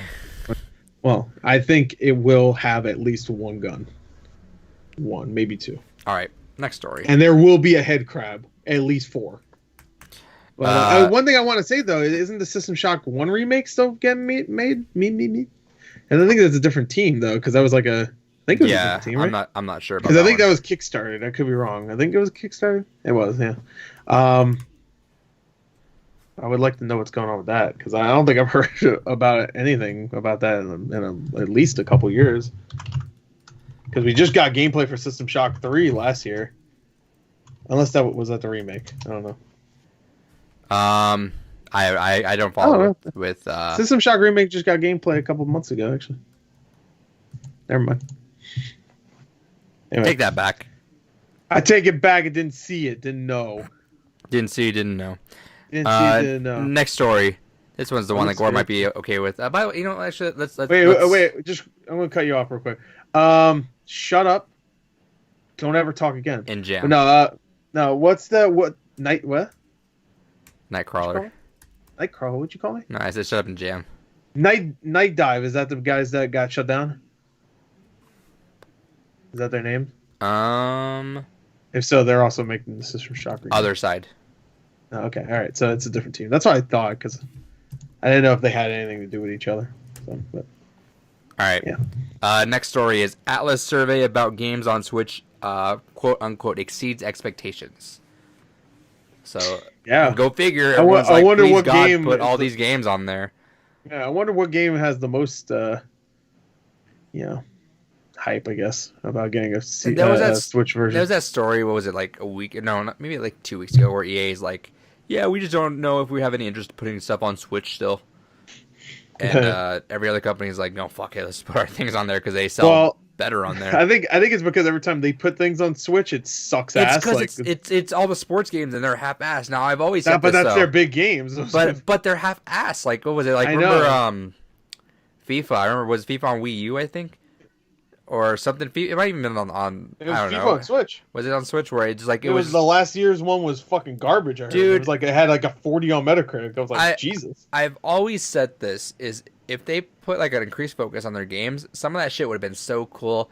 I think on the Wii U gamepad, I think stuff like Madden would be fucking amazing if you were just like drawing plays in the gamepad and throwing them up on the. That would have been incredible. Like I would have fucking bought the shit out of that. In just a fucking like what was it? NBA 2K18 does pretty well on Switch. Everyone likes that. Fucking just make a good sports game on there. It's gonna sell. Like why would people not buy a good make an sports exclusive one for Switch. Yo, if they were smart, they bring back fucking Fight Night. If they were actually smart, they would bring back all the street games because I think those would fucking do amazing on Switch. I think. Sure, but especially the basketball one. What was it called? Street? NBA Street. They're called Street. NFL Street. Bring all that shit. I think NBA Street would because even on PSP, you ever play the PSP NBA Street? Mm-hmm. I think it's called Showdown or something like that. It was just really good. It was like, oh my god! I mean, the loading times were like fucking 5 minutes each game, but it was like when you're playing, I'm like, this is great. I just think there's a market that EA's okay. So what was it? EA had that. I think we might have missed it. It was last week. It might have been this week. I didn't put it in the docket. That they have 17 games, I think, or something like that. They're putting out this fiscal year. They're hunkering down. That's also we're not going to talk about it, but the Anthem's getting a reboot, which is cool. Good for them. I'm hoping for like a No Man's Sky turnaround. That'd be dope. I want worst game of last year awards would be ridiculous then. Huh? Every game's like they're already ridiculous now. This 5 out of 10. That's the worst game. Like you didn't play fucking bad games if you think Anthem's the worst game last year. I agree. They're trying to make a statement. They're trying to make a statement, but every single person made that statement. I'm just like, well, fucking what? I mean, what are we doing here? I just have a pet peeve when people call something bad, but it's like not a thing. It's if you personally think it's bad, that's whatever. Maybe it wasn't your taste, but to call it objectively bad when like there's actually bad games that are coming out or movies, it extends to movies and music. Something could not be your taste, but when people extend it as bad, as a pet peeve of mine, where I'm like, just at least give it credit for what it was doing because there's actual shit out there that's just like actually not good. But Contra looks a million times worse than that Anthem game. I'll tell you that. I didn't play either, to be fair, but and you have it too. I have both. You both of them. Yeah. EA has all those games coming out. I'm just hoping I would love for EA to fucking kill it one year. I want EA to be like, Bad Company. Let's bring back the Street series. Let's do all this stuff. I want Fight Night. I was gonna say Fight Night on Switch and just give it like a Punch Out feel. Like just make it like a different game now. Make it Punch Out. I'd be like, oh, fuck, because Arms was not Punch Out. Arms was great though. I loved Arms. Yeah, Arms was fun, but it felt like they were trying to make like if Punch Out was like a straight up like 3D fighter, this would be. I'd be like, we should play Arms again. Oh. Arms is fun. Arms was fun, I should say. I played it for like 5 hours the first day, and then the next day I was like, I'm already kind of bored of this, and I never played it again. It's very interesting the more you get into it, but yeah, I got into it quite a bit. I just want EA to do well. I just want EA to come back in and just kill it and just do all this good shit with it because they have small little hints of doing really well. You have Respawn that's killing it. That's it. Yeah, Respawn. They have small little hints. Respawn. You know what? To be fair, EA also had BioWare back when they were still, like new under EA. They had Unravel, and then we saw, and they were making great games, and then we saw how like time went with that. So just give EA some time with Respawn, and they'll be terrible too. So just give it some time. They need to dilute it. Your mic's muted, by the way. Man, I've been talking so much shit.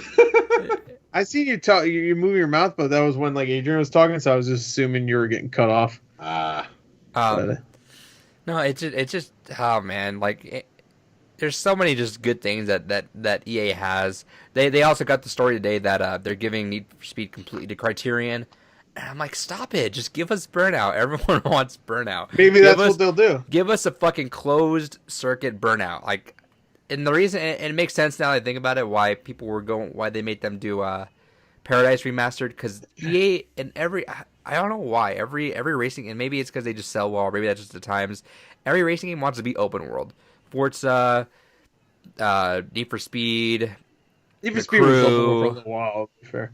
Since like Underground. But then we got the Crew. We got all these stupid games that are all like that. I'm just like, I just want a really good don't even have to go like. Well, I guess they're gonna have to if they put all that production behind it. But it's like I just want a really good closed circuit Burnout. And apparently, like Need for Speed, what was it, the last one? The Most Wanted was like pretty much a Burnout game. But I'm like, that was like last gen. yeah. But people were saying like, when they were kind of going into it for the first. I remember that too when they were kind of. Oh, because it was made by Criterion. So. I also heard mixed things about Heat, so I might give Heat a shot. But I heard Heat was okay. Yeah, that's what I've heard too. Some people like it, some people hate it, but some people that means it's the best Need for Speed since Most Wanted. Dude, am I crazy? Is the Need for Speed like? Is that title still? Like gangbusters big, then why are we just not swapping them to Burnout? Like I feel like Burnout. I mean, you can tell Need for Speed the last one wasn't big because they announced it. Like, I think 2 months before it came out, 3 months maybe. Which I was like, well, that's a really quick turnaround for fucking like announcing it and then it coming out. Yeah, they didn't announce it at EA. I mean, yeah, E3. They didn't announce it at E3. They announced it like I think a couple months after E3, and then it came out 2 or 3 months later. I was like, whoa, they just want to shovel that shit out. It's just why are we so focused on Need for Speed? I get because it was it's been a bigger franchise than Burnout, but it doesn't have the carry the weight of like the Need for Speed did way back in the day. Now it's like just fucking the PS1 days. Swap it over to Burnout and let's just get a fucking sick ass next gen Burnout, dude. Can you imagine a next gen like Burnout 3? I can imagine. It's kind of, you know what? Get the guys that did Wreckfest to do it if Criterion could do it, because Wreckfest is amazing. Problem with Wreckfest is it's a as the title would suggest, it's just all about wrecking. It's not a racing game really. But when it comes to wrecking, that shit is woo. Yeah, it looked good. I'm sure. I still want Criterion just to go back and just make a fucking baller Burnout. But Criterion's made a lot of. I mean, they even made that one sports game that never came out, right? They didn't even have a name, let alone fucking like it. Like remember, it was like a bunch of different sports or whatever. It was like hang gliding and fucking like yeah. I don't even know what it was called. They had like a untitled sports Goose Criterion game, untitled Goose game. Criterion makes untitled Goose game. Yeah, that'd be fun. I guess I don't know. They haven't made a good game in a little while, but that sucks too. Because dude, Criterion was then they made Black. And that was actually pretty good for this time, too. It was alright. I liked it. It was fun. The sequel sucked my ass. Sequel? Yeah, it was a spiritual successor. It was a body count. That game sucked. It wasn't made by Criterion, though, was it? No. Dude, thank God. I don't know. It just sucked ass. I remember playing Black on the OG Xbox. I was like, God damn, this is fucking. It looks incredible. It had some amazing sound.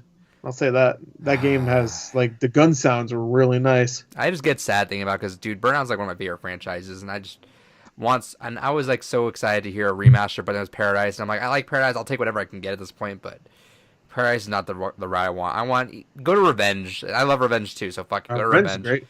But if you can, just one day. The only reason why I just want one day fucking Burnout 3 takedown in Super HD, all remade. Whew.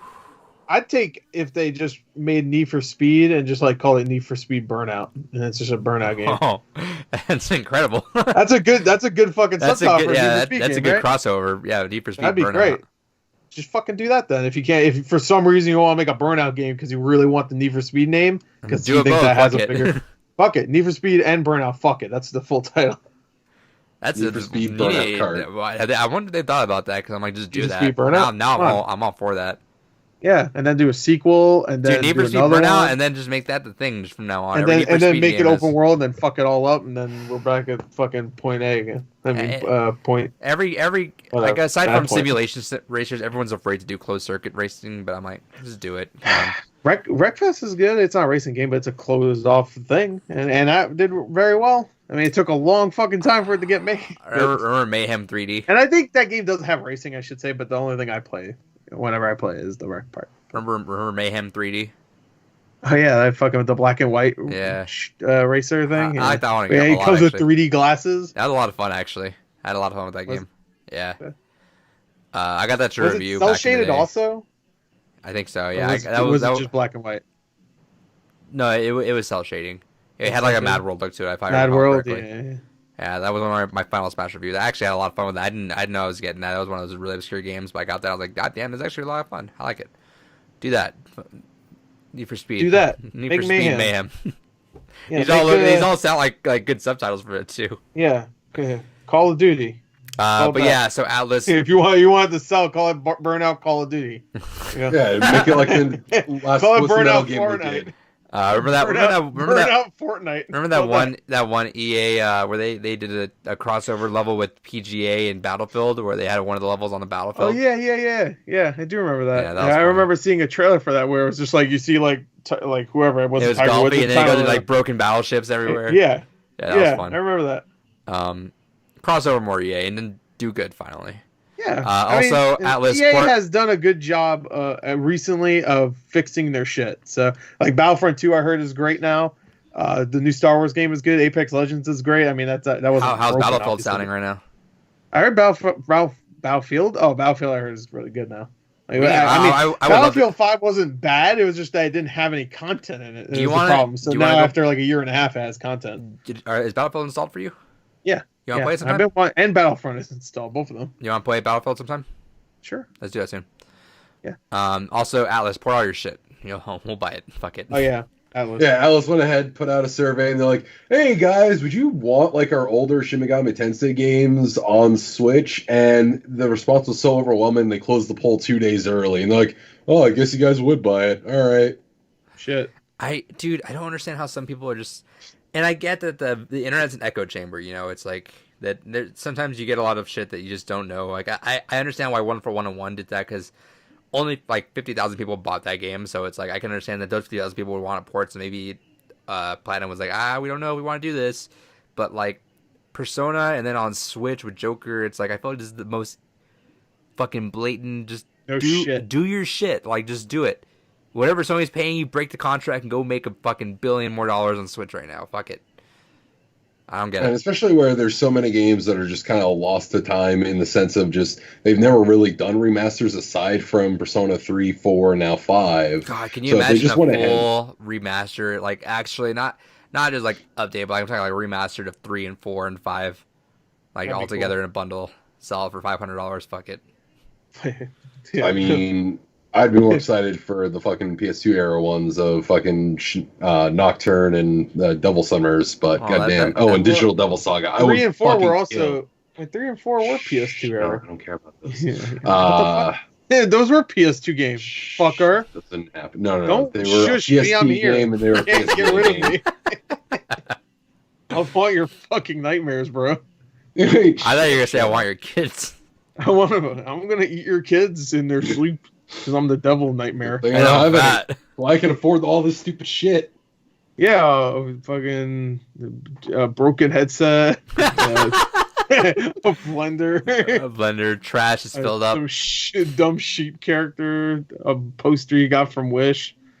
A Like bunch how of on that, shit. I like I how get on, anything from Wish. What the fuck? I like how on that whole wall to your right, David. There's There's just a little one small canvas.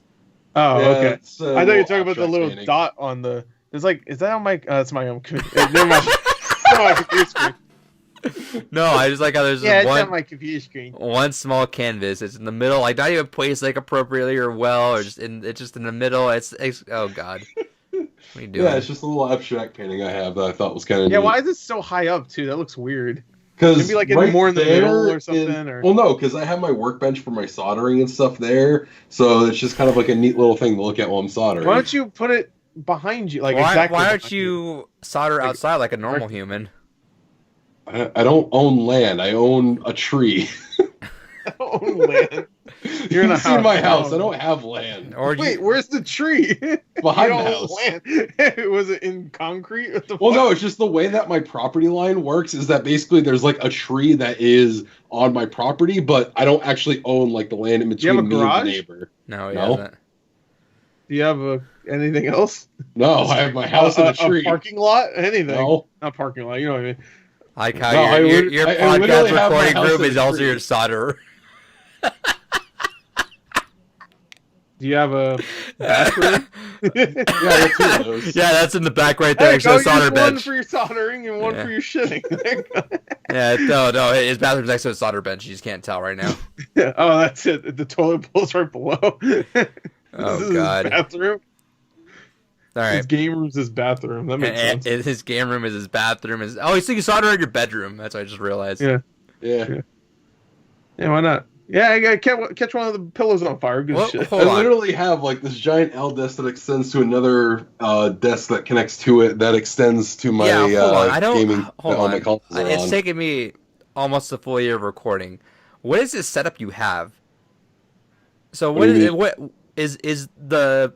And I wouldn't blame you if you did because an you're L just this desk. messy person. Yeah, it's an L desk, but he's obviously not like perpendicular to the wall right now. No, No. So is there I like I have have a lot of room. is there like a over there. triangle space of floor behind that? No, my L desk is right up against the wall. But what's that? Right behind your Star Trek thing. What? Like Another your desk. No, but like that's Look, not. can you lift your camera up that's high space. and show this? No, okay, so where the canvas is, that's the wall. Right below that is another desk. Okay, but what's right behind the Star Trek thing? Is there a wall right there? No. Like right there? No.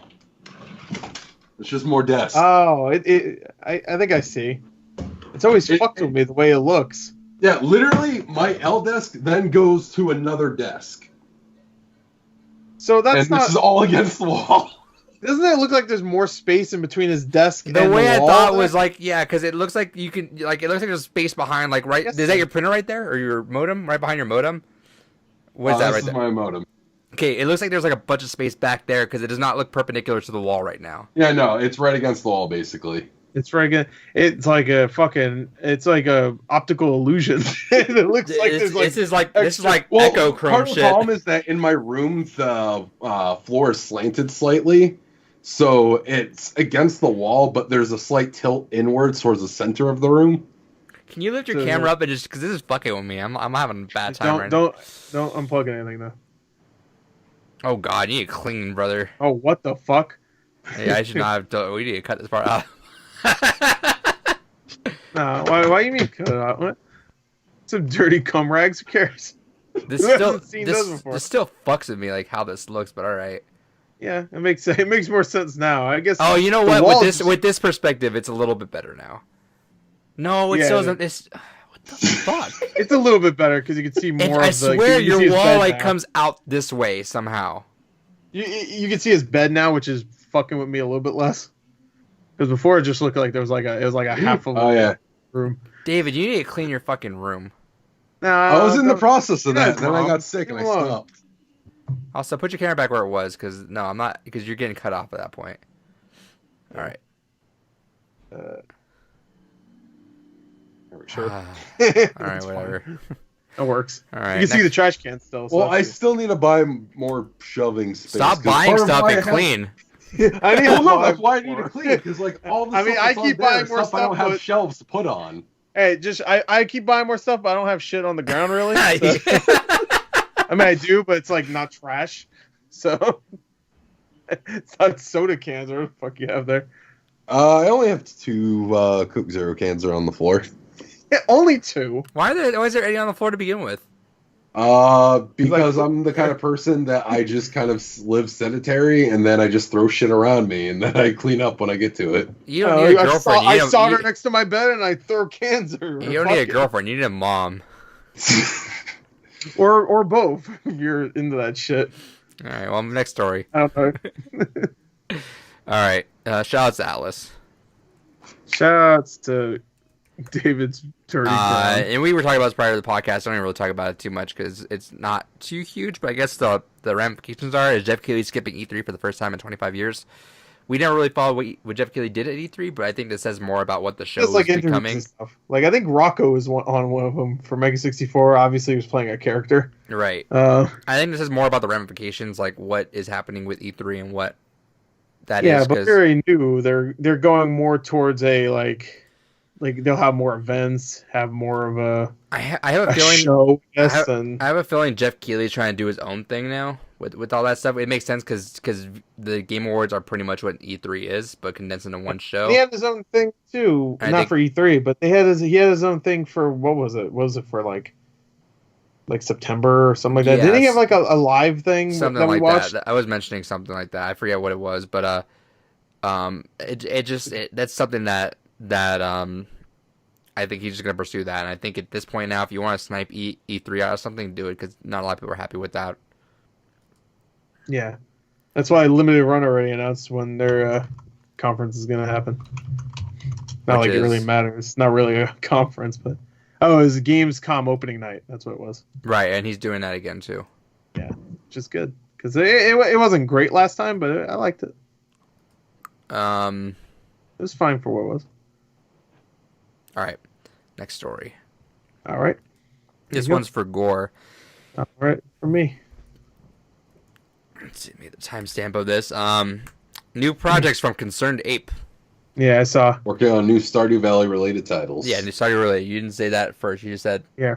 new Related. Stardew Valley Related. games in the works, and not necessarily games. They said projects in that vicinity. Which could be anything. Could be a dating sim.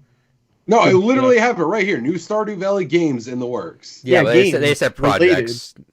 Eh, If you said new good Stardew games. Valley games, I didn't hear about that before. I was like, oh my god, Stardew Valley 2 and 3 at the same time combined. One is already confirmed to be a game, just not a farming simulator.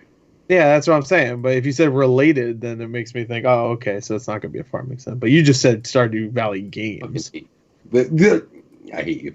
No, those I- are two different things, right, Yeah. Adrian? One's related and the other one's a game, meaning it in the same series. Yes, one Where it's says gonna be a projects farming- related to it, so it could have been like Piece of shit. yeah, you don't know what it could have been as opposed to Stardew Valley They're games. both going to be video games, right? He did confirm that. He's not going to go, oh, one's a card game. I'm like, what the fuck? Like, He just, that'd be he just down said for there are that. new projects, so I mean Oh, theoretically I guess it could be a card game. they could be whatever. They could even be like books or something, but you don't know. I mean, I'll buy it. I don't give a shit, but He goes, like, I'm working on new projects. One takes place in the world of Stardew Valley, but it's not a farming game. The other, I'm not 100% sure of about the world, but it will tie into Stardew Valley in some way. So Heart Racer. one day I'm gonna play that, and I'm kind of worried because I know it's so slow. It's a couple hours, but I know when I get into it, it's gonna be like 100 hours. So maybe Gore will do that for a Games Gone By someday. okay. I don't know. I don't know if we can do that actually. Why not? Time consuming. It'll take a long time to see everything. I'll give a 3-month 3-month heads up. Yeah, 3 month heads up. You already gave us almost a 3 month heads up for fucking Watch Dogs. Full 2 months, yeah. Yeah, 2.5 months. Yeah, which I think is we should almost do ratios that way. If it's like 25 hours or more 1 month, if 50 hours or more 2 If it's months. 100 hours, you give a full year. Yeah, it's under all right. 2021. If it's 200 hours, you give a 5 year. If it's You're like- infinite, we just get to it next decade. Yeah, if it's like Overwatch, we just do it whenever we feel like. Yeah, I played enough of Genji to talk about, which that will never happen. By the way, You know, like yeah, Genji's all right. Genji sucks. I like everything about Genji personality wise and lore wise from what I've seen. And I look, don't like him. He playing always him. looks cool. And seeing anybody play him makes me angry. It's like, yeah, fucking asshole. I bet he thinks he's amazing. I forgot that I bought tickets to Houston's Overwatch League games last year in like August, and I forgot about that until about a week ago. And they happen at the end of this month, so I'm like, whoops! I guess I'm going to Houston.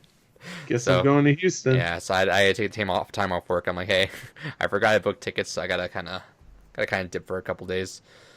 All right, you're fired. Yeah, well, Sorry. I quit. Yeah, on a leap year too.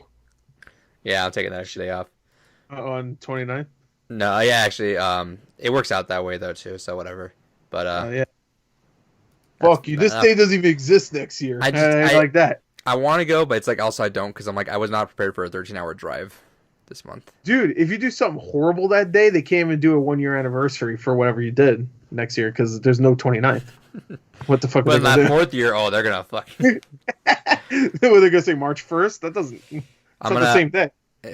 I might end up having to buy YouTube Red and just download another bunch of like 1,000 videos for that trip because I don't want to do a 13-hour trip right now. 13-hour trip, Jesus. For Well, fucking actually, why well- you could just play that at home. You play on your Switch now. I want to go to my favorite team's place though. Fuck it. Bring the Switch version. You have it. Do you? Yeah. Bring it. with you. I actually told Sigma because I'm gonna drive 9 hours to Dallas. I'm gonna crash to Sigma, and then drive 3 hours to Houston, and then that next day I'm just gonna drive. Sigma 13 coming hours. with you? Maybe I can tell him if he wants to, but Tell him you're coming. Well, it's gonna be complicated because it's a 3-hour drive, and I'm gonna stay in Houston, so Okay. we'll see. I'll mention it to him now. All right. Because I got tickets for my girlfriend too, but I didn't tell her. I was like, oh shit, that's this month. She's like, oh, I didn't ask for time off. So I whoop. Whoopsie. Whoopsie. All right, David, I got one thing for you. It's not a rant. I'm gonna give you this because I feel the kindness in my heart. You get a news minute, so talk about everything else in that story that I don't really want to talk about. All right. I'm not even gonna time you, but I'm not gonna time you physically or like. Yeah, I'm honestly the only thing time you mentally, bro. Story in there that I threw in was Dragon Ball Fighter Z is going to shake up the formula a little bit. With their next big patch, they're introducing different assist modes for the characters, so it's going to be more akin to like Marvel vs. Capcom, which is pretty cool. I kind of wish they would have decided just to go the full Skullgirls route and let you actually input what your assist would be, because I really feel like versus games should start adding that in more, because that is such a fantastic feature. Just the amount of versatility you can get out of something like that. And then they announced Ultra Instinct Goku because, great, we need more fucking Gokus in this game. And Kefla, which, all right, whatever. It was a big character in Super. Tournament Power is a big thing. Whatever, fine. But yeah, that's really the only input I had on that. This podcast we talk. Gore gets a cool Sakurai Jack. Samurai Jack. Cool Sakurai. Hey, I actually made the lighting on my face better. At least on my screen, I don't know. Yeah. I figured whatever you record and whatever I can see always looks different anyway. So no, they're about the same. The lighting looks a little bit better with that out. Yeah. Yeah, All I'll right. just have this out all the time then. It's because it has the autofocus. That's probably why. Because it's autofocusing on this, making everything brighter. That was the podcast. We're gonna now segue into our games gone by segment. Yeah, so get out of here. Get the fuck out of here. I have just this. What is this? Piss. It's like an ice cube. That's Gore's games gone by, Dan's. Yep. Time. Welcome. Two times in a row. One of my games. This guy. He likes it. Welcome to Games Gone By. This is our retrospective book club series. Book club Book series. It's a book club. This week, or this episode, we've been doing a lot lately. This episode's on What Remains of Edith Finch. If you don't know, we plan these about once a month, but sometimes we do some bonus episodes. We've been doing a few lately, so we do have an extra bonus episode coming up next month on the 12th, which we will announce at the end of our next one, which is coming up on February 27th, which is Charles Barkley's Shut Up and Jam Gaiden. Yes. As requested by David, who wants to just add into this list of critically acclaimed games. And then during that, we will announce the one for March, and then the one at the end of March is going to be Watch Dogs 2. And then we'll go from there, see what we're doing. You know what? I had an idea, though, too, is that we should, at some point, hope maybe on the... What did we start? Did I start in September? I think I started in September. Yeah, September. At that point, so at the end of August, we should shuffle the order around. That way, we don't all just land on the same exact months over and over again. But we Not a won't. bad idea. Yeah, we should still, right? Don't we, or do we Well, not? We won't. What month do you land on this month? You land on You just said March. You said, what month you land on this month? sorry. So yeah. So I did March. Gord did April. David's May. I do You're right. June. You'd be September. Yeah. So we should Think so, right? Yeah, I don't know. Yeah. Because I'd be July again after April, and then Yeah, David I'd be would be June. August. August, September. Then you do October again because you did October last time. Wait, who goes after me? David. David. I did. Yeah. Okay, so you'd be September. August then. Yeah. So on the 1 year anniversary, we will mix up the order. That way we can. That way it's not just Gore doing all the horror games and doing the same things over and over again. But wouldn't that be not fair for somebody? Wait, that wouldn't be fair for me. Why? I just realized because our 1 year is April, and that's my month. No, we're talking No, about no. the 1 year of games gone by. Yeah. So we shuffle again in August. I thought you meant 1 year. Okay. Yeah. So we'll do them again and So wait, then I'm fucked anyway because we started in September. That means we'll do September and then start in October, which is my month. So I'm fucked anyway. Well, we would start on my in month. September. So August, and then I would have gone I'm September. trying to get fucked. Leave me alone. Yeah, I know that feeling, brother. Yeah. Oh God. Anyway, this month is What Remains of Edith Finch. Yes. This was Gore's pick. Do you want to Rest of explain you. why you picked this? I picked it last time and it ain't a good fucking pick. So Yeah, so He's this like, I just wanted it at some I point. will say I had another choice, but Adrian picked that one, so I had that which was is my one of second. my favorite moments of the podcast where Gore was bitching at me. I was like, all right, so let's all pick a random number, that way we can pick Sue who picks first, and Gore's just like, it doesn't fucking matter. Don't bother. Say it. You're not gonna pick my game, so fuck it. And then I'm like, brothers, and he goes, oh shit, that's my game. I didn't say it like I like how Gore goes. Gore goes, "Oh fuck, are you serious?" No, I'm just kidding. I just picked brothers out of nowhere. I don't know. I thought you were a dick or something. And just like It's fucking mind say a read game you. you knew I liked or whatever. Yeah. So my because this was our community choice that we had. So occasionally we'll put up polls to see what we did. David put up Minute. I put up Brothers, and Gore put up What Remains of Edith Finch, which he put up last time, but this was his plan B because he didn't think he needed a plan B for this one. It Um, won.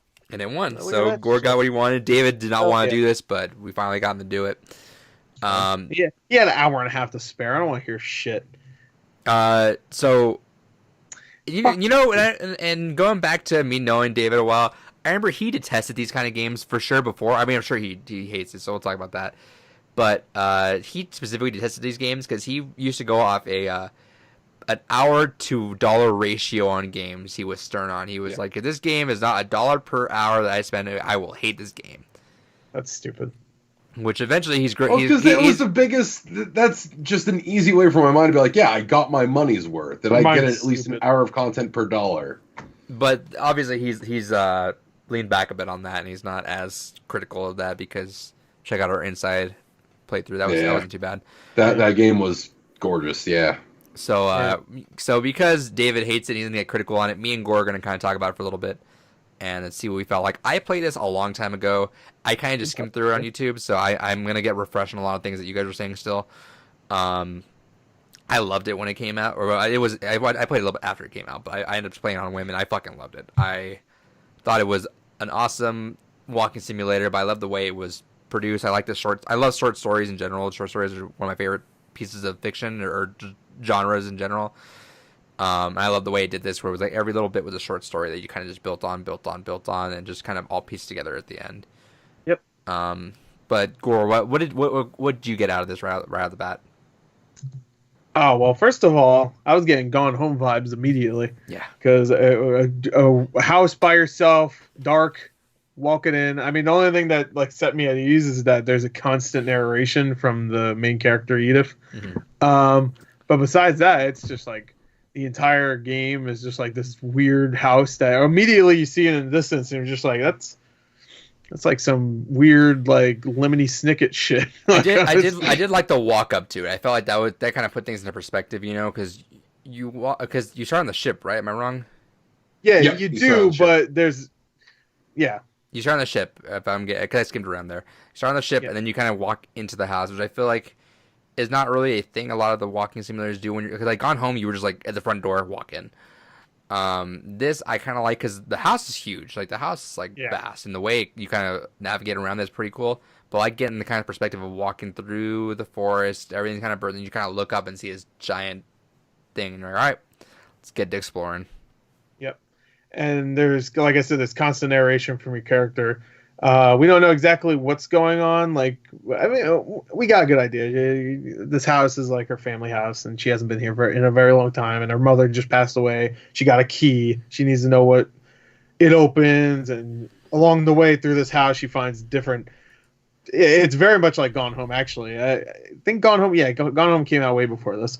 So it's just like she finds hidden passageways, and she learns through the story. I mean, through the house. For that just now, so we're good. All right, good. Continue. Sorry. Okay. Well, I was pretty much.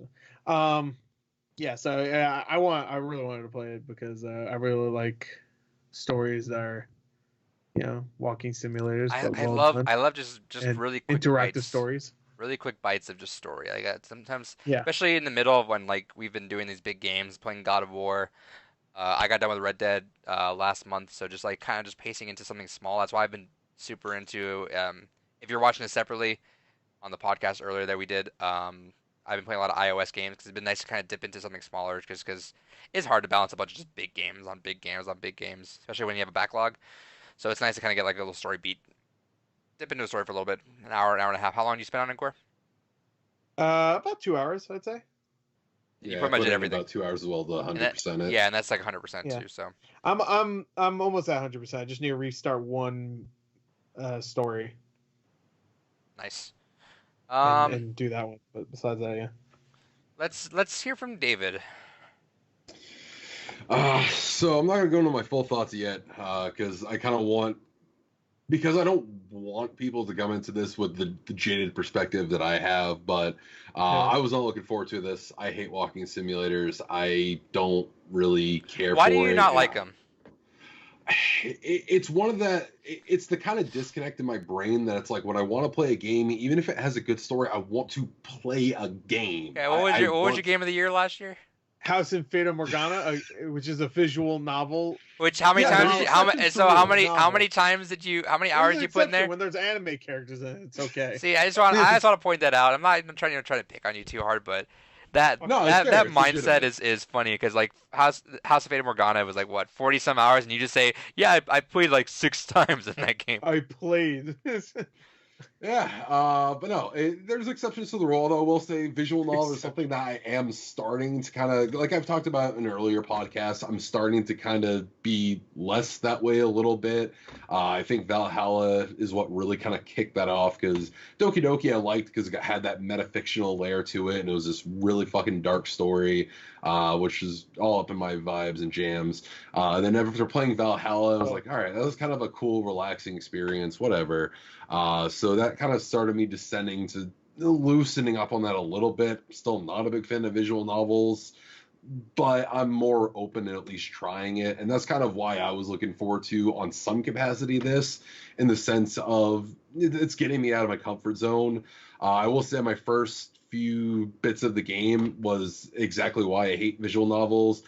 You go through, you have the boat scene. It's like, all right, cool. We're getting into a story, whatever. And I'm like, all right, I got to not be jaded about this. And it's like, all right, cool. Now we're outside somewhere. I guess I'm just going to walk around. Cool. All right. Walk towards the house. Well, that's fucking weird. All right. Moving along. And then you walk in, it's like, all right, things are all dusty and beaten up and yada, yada, yada, family tragedy, whatever.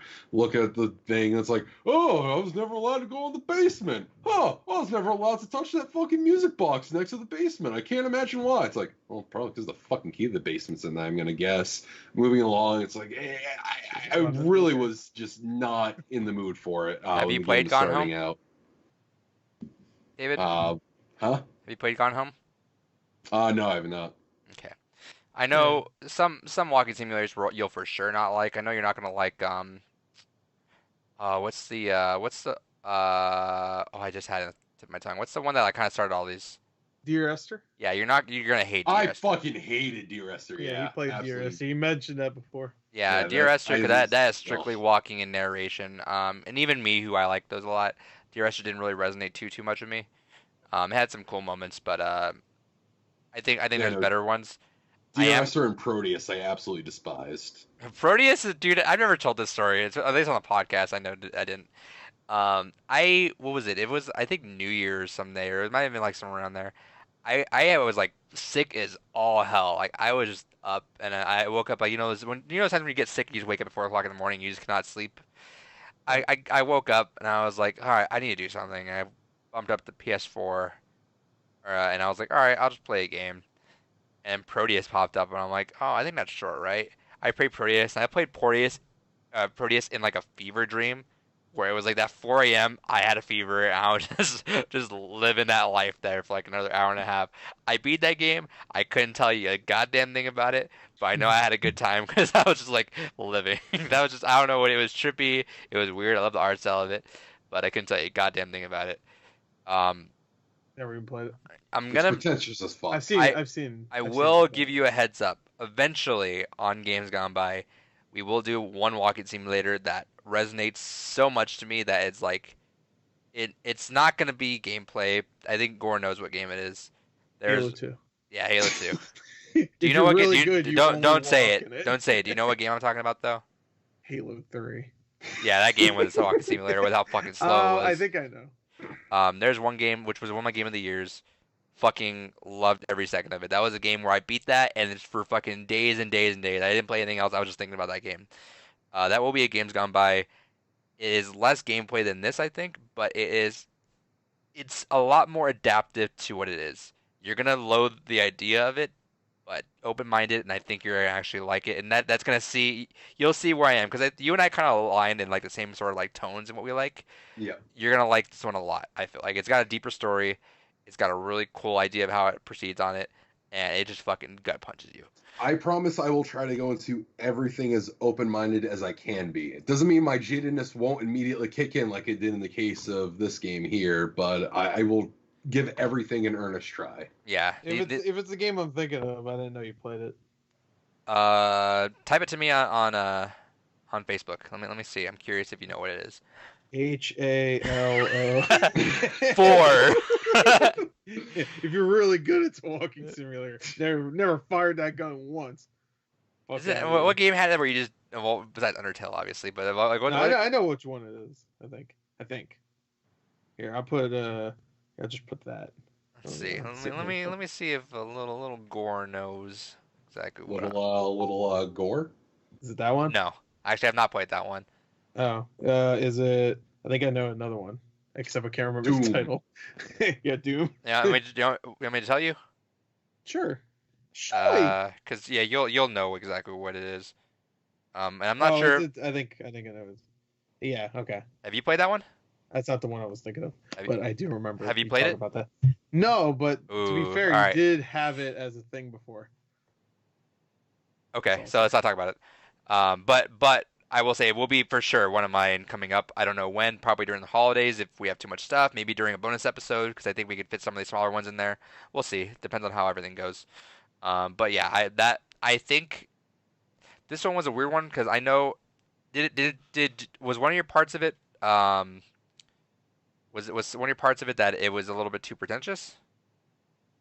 I mean, that was my complaint with Proteus, was I couldn't stand the pretension in that game. Okay. How about this? How about you, Finch? I didn't think it was pretentious. No, I think that it came off very obvious in the beginning, and like I said, I mean, the very first thing, it's like, I was never allowed near the basement. I wasn't allowed to touch the music box. I don't know why. Well, considering it's right next to the fucking basement, probably. Sure, but what's revealed in the basement, I would have never guessed, really.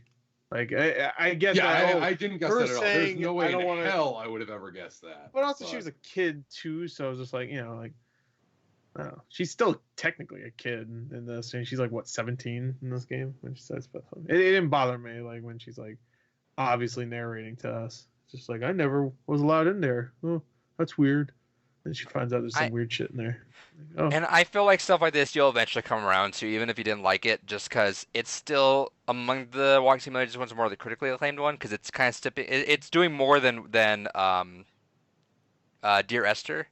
Dear Esther's done it was like bare bones, but it was also I can't criticize it too much because it was like the groundwork for all these walking simulators. But and more get more kind of gameplay stuff as they go on. Yeah. But I like to think about it. I think it did the gameplay pretty well. The way I like to think about it in terms of what you like with visual novels is while you're reading everything, walking simulators, the cool thing about it is you're kind of, and this is kind of a meme thing that Gore and I know, you kind of build your own story with it. Yeah. Shout out to Animal Crossing. Yeah, Animal Crossing, everyone. That's the best story because that's your story. You pulling weeds and talking to a cow? Wow, that's your story. But especially in cow with a net till they move out. Yeah, especially in Edith Finch, oh fuck, I just forgot to mention I played Donut County. Shut up. I liked it. I actually liked it a lot. We're talking about Edith Finch. I know. I just thought about holes because he said cow. We're not even in the podcast anymore. Yeah, he mentioned cow. We'll talk about it next week. Play the stupid raccoon game, whatever. We'll talk about it next week. I'll make that note. I knew I was missing something too. Yeah, it was a raccoon. It was a raccoon. Yeah. How do you not know that was like a major part of the story? Anyway, so we'll talk about it next week. I don't care what the fucking guy skipped all the fucking dialogue. Why? Because it was terrible. I actually thought it was all right. Last week, you don't listen. No, I know, but I actually it wasn't funny, and it was wasting my time. And I wanted to play the thought, game, not I thought it was. listen to a couple of terribly character modeled dumbasses make dumb jokes. I thought it was cute. We'll talk about it more next week. We'll talk shit. But no, so it's kind of like you kind of build your own thing where you can, especially what it means to be the Finch. It has a lot of things like in every room that you can miss. Yeah. If you're going objective, trying to beat the game, you're gonna miss every small little thing that you see. Yeah, the visual storytelling is amazing in this because there's things I'm just like, why the hell is this like the guardrail of this up like the stairs broken? Like I noticed that and I'm like, oh. Okay. Yeah, so like when you go to the twins' bedroom and there's like all the aeronautics before you actually get into the story for it, and that's like, in the twins' room, you see like they do the thing where they keep cutting lines into the door to see how much they grew, and then you see one of them stops at like age whatever, and and then you find out why. I mean, to be fair, you could pause the menu and find out why. That's one thing I have a negative is that they show it in the pause menu, like every age, this person died then or whatever, which that kind of ruined it because I paused and immediately I'm like, oh, okay, sorry, no, I wish, But going into it, that's kind of where you're building your own thing. The more you put into walking simulators, the more you'll get out of it. I know you put enough because you still 100% the game, so that's still a good amount to spend there. But I just think that there's a lot of really cool things that you miss if you just want to go objective in those games. But with that said, so continue. So what? How did you feel going through it? Like eventually. So my thought process, like I said, I was already kind of pissed off with that, and then I got to the first room there when, what was even the first room?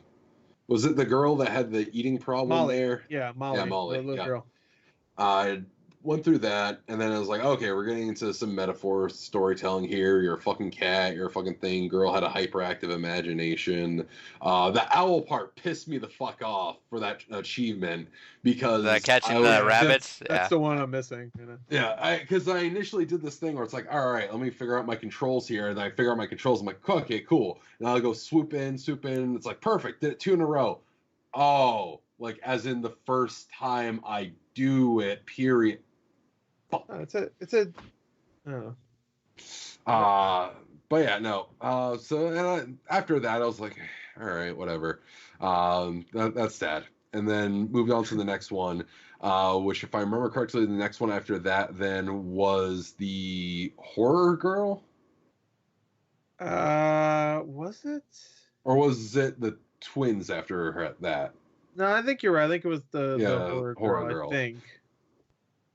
And that one was kind of neat just because it did have a change up, which is one thing that I'll give the game credit for. I liked that every segment changed it up in every way, between the gameplay elements that were involved with it and in the presentation, because it went to that kind of old comic book, almost creep show style. It was a Penny Dreadful thing or whatever. Yeah, like I like that in the presentation. I was like, okay, this is kind of neat. It's all right. Well, she got killed potentially by her boyfriend, it looks like, is what actually happened, and it was like, all right, well, I'm still not really getting hooked into it, but it was a neat presentation. And then after, I think that was the twins from there. Yeah, Calvin, the woman. Yeah, and then going through the swing thing, the second you start swinging, it's like, oh, I know what's going to happen here. And then as soon as the swing keeps going up, they tell you before it even happens what.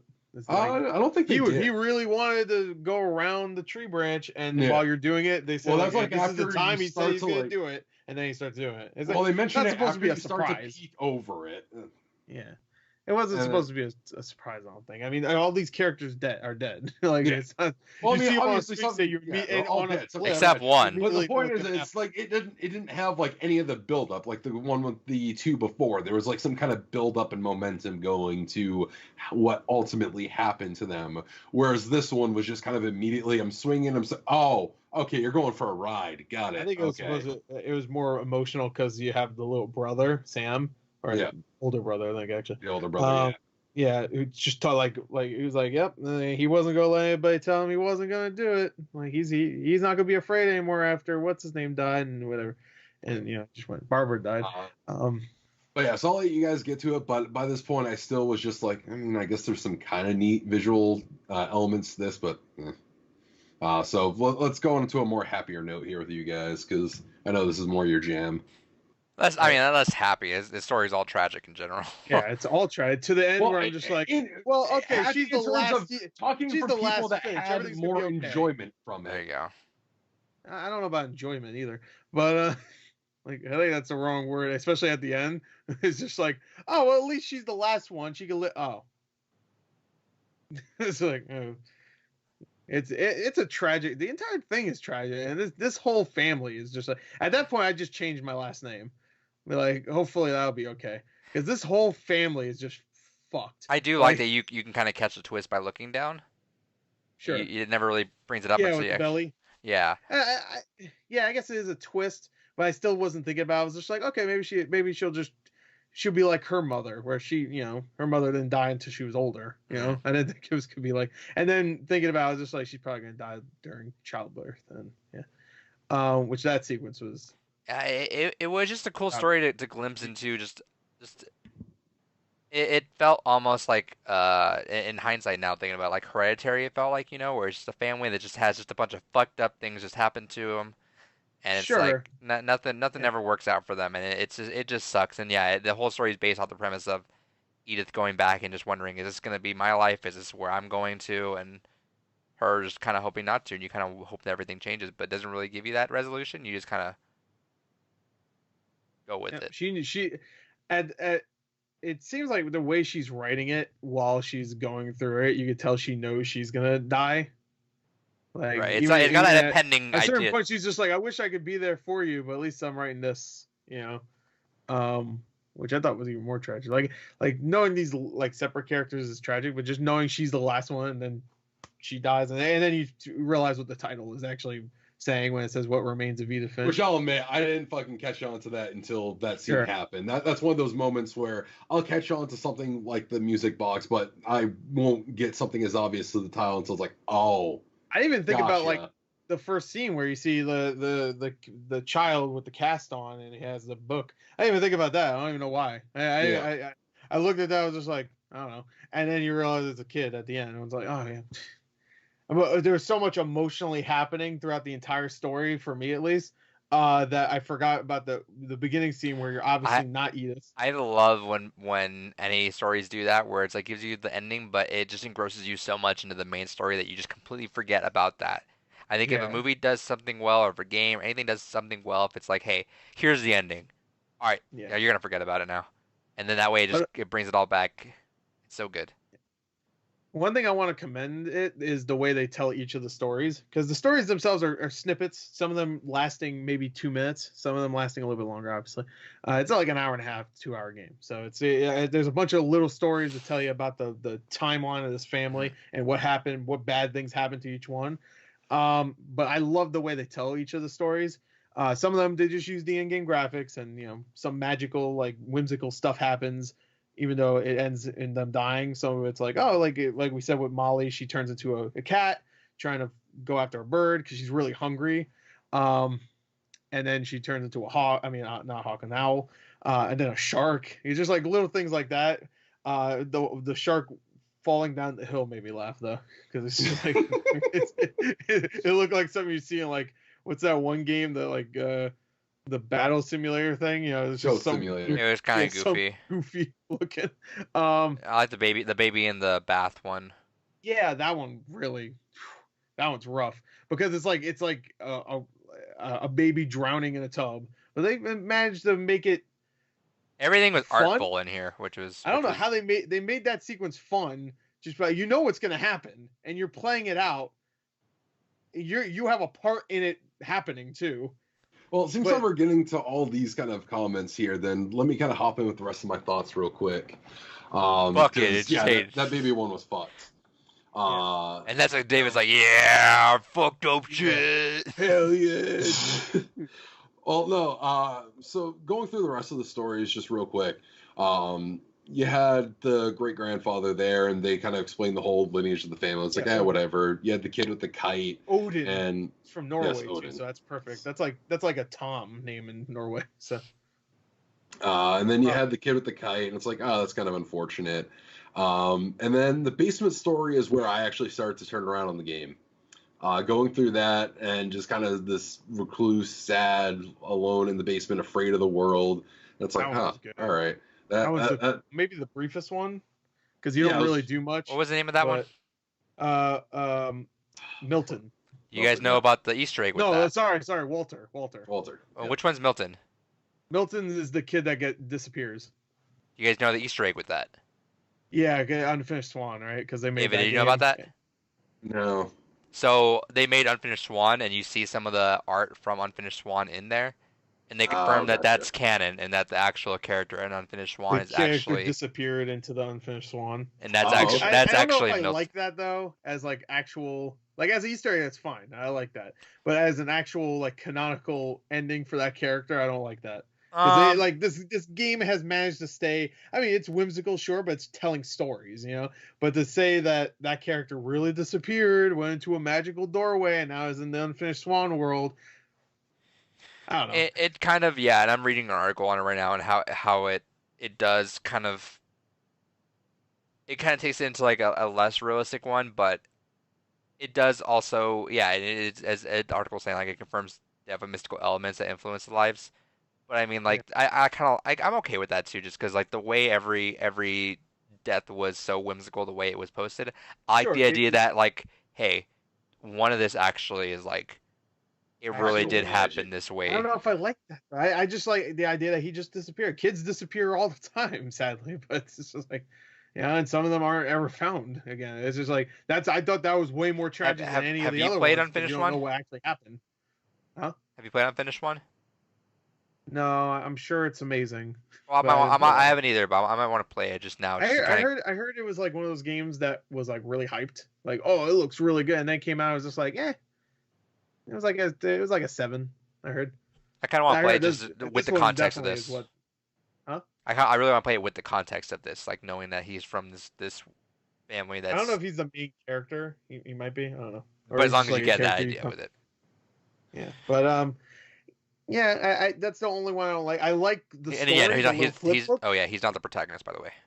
He's not. Okay, that's what I figured. I like all the way they tell the stories. I really like the flip book. Like that was really quick, but just the little flip book thing that he made where he like goes into the wall or whatever. I don't want that to be his definitive way he disappeared, obviously, but I like that he made that. He's just like, okay. And then you go downstairs again, or you go down the rope again. Then you see the door with the big hole in it. Not a hole, but it's like a painted hole. So you're like, okay, that's cute. I mean, I don't want that to be how he actually disappeared, but I like how they tell each story. I like the art style of a lot of them too, where some of them use the in-game graphics, with the swing set and the hunting one, but they tell it in different ways. The hunting one was really good. That was Sam's demise. I don't know if we're going to explain what each character is in the timeline. Whatever you want with it. We don't have to go through everything, but we might have to maybe. I'll pull up the family tree if I can. I have a picture of just the whole tree, the family tree. So we could, but right now I'll just say Sam. Sam, like just the way they tell that story, where it goes all through like the camera.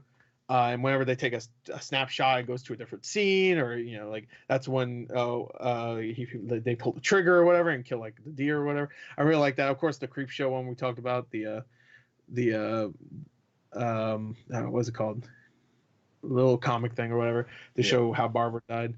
Was really good. Of course, the bathtub with the kid, the baby.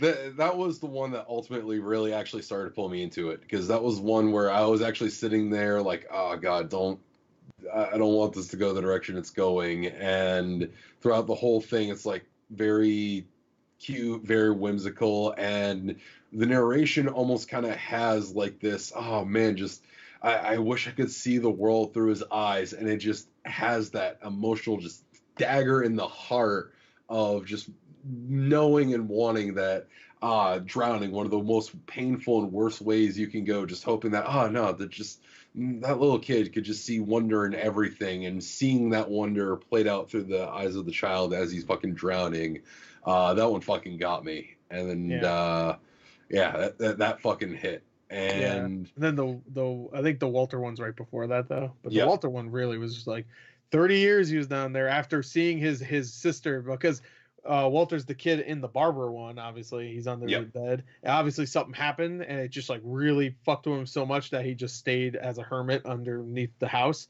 And Edie just took care of him because that was his mother. Which, by the way, Edie, we need to talk about because she's a character. But Walter, yeah. So the Walter one is the one that I think that's the first one that really got me.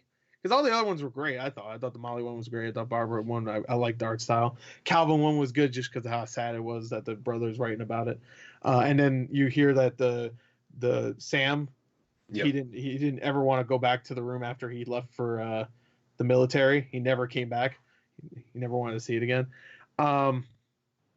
Yeah. I got this playing. We don't necessarily have to narrate over this, but I just got playing for the extra segment of the podcast we can look at. But continue. Okay, is this going to be in the podcast or? Yeah, it'll be in the corner. I time marked it. I just wanted to. So yeah, this one's really good. Just like also those peaches look good. I don't know why. But yeah, no, I feel like. Sorry, go ahead, David. I want you to say your thing first.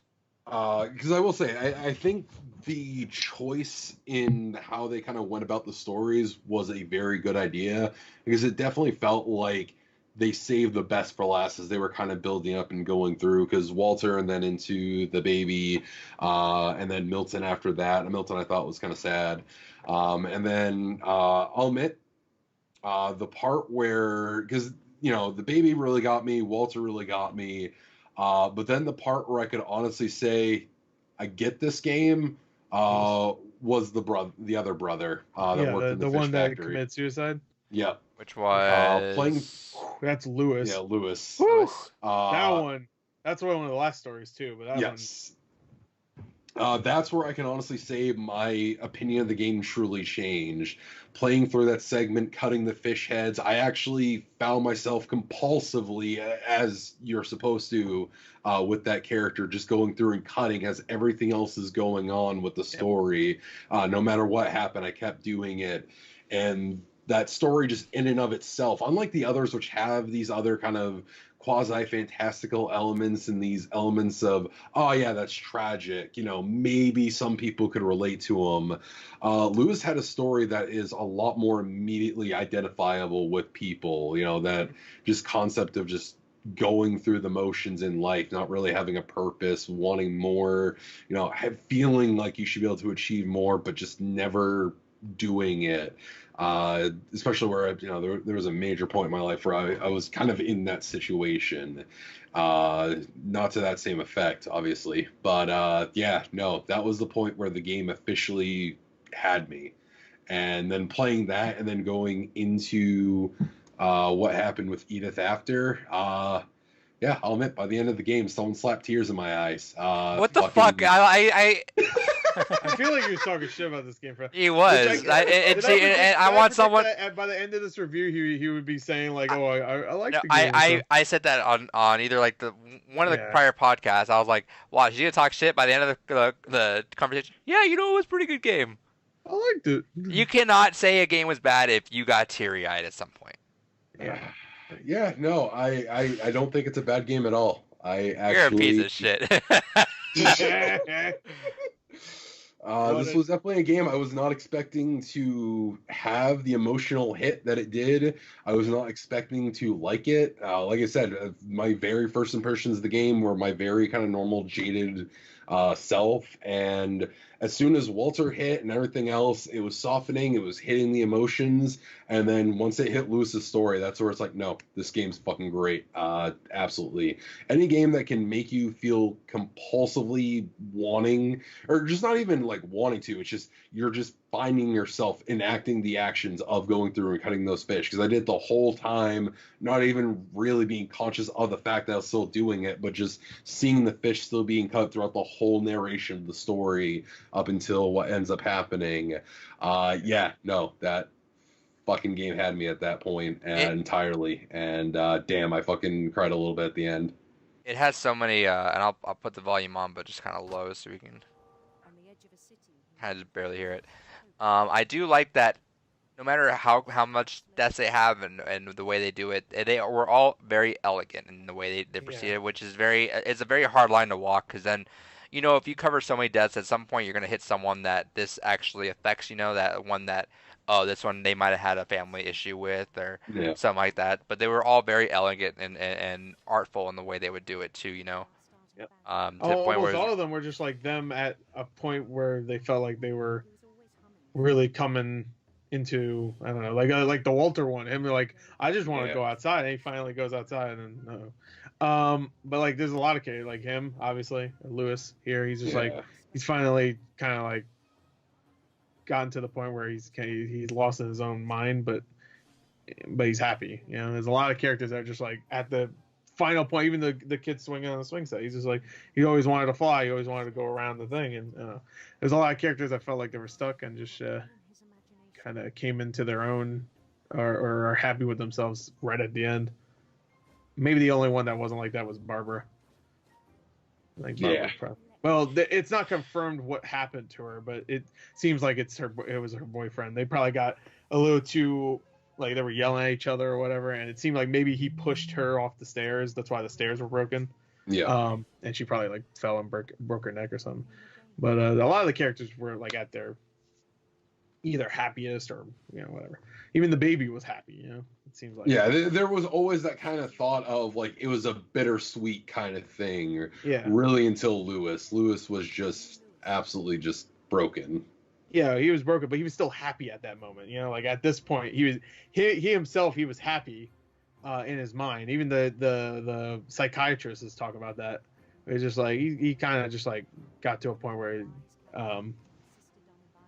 he got this scene this scene's like, ooh, you know exactly what happened too, and you're just like, God. Yeah, you're going through it, but it isn't ham-fisted to you. It's like you're gonna proceed with it and you're gonna know what it is, but we're gonna still tell it the way you want it to know.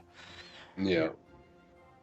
But yeah, no, each story ended perfectly in my eyes. Like the one that kind of ended in a way that's just like, ooh, like that really sucks was the Molly one. I mean, this one sucked too, don't get me wrong, but at least there was like a lot of happiness going to it. Like he's like, hey, he's in his own mind. He's like, eh.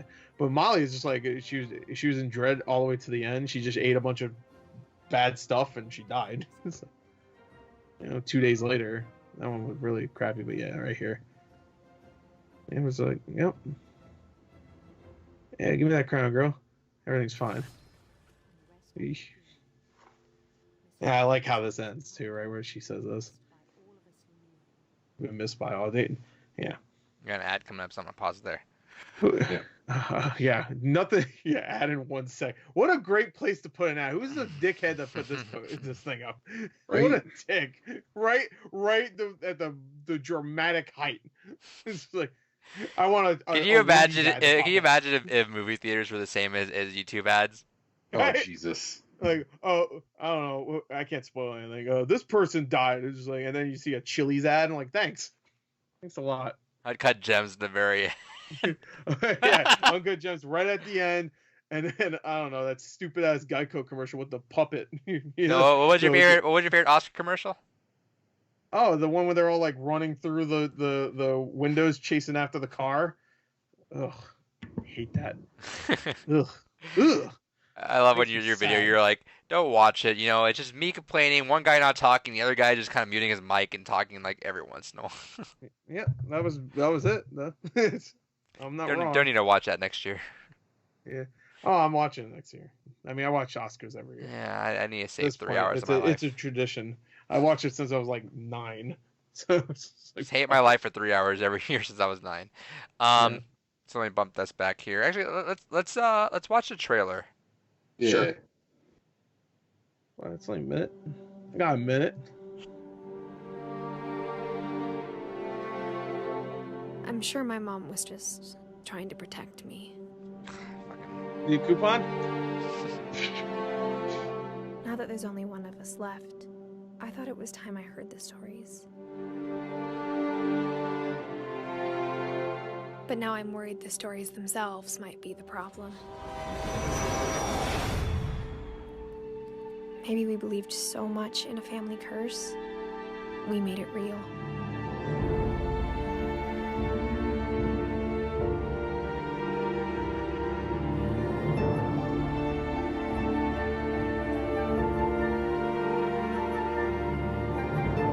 But it had to end one way or another.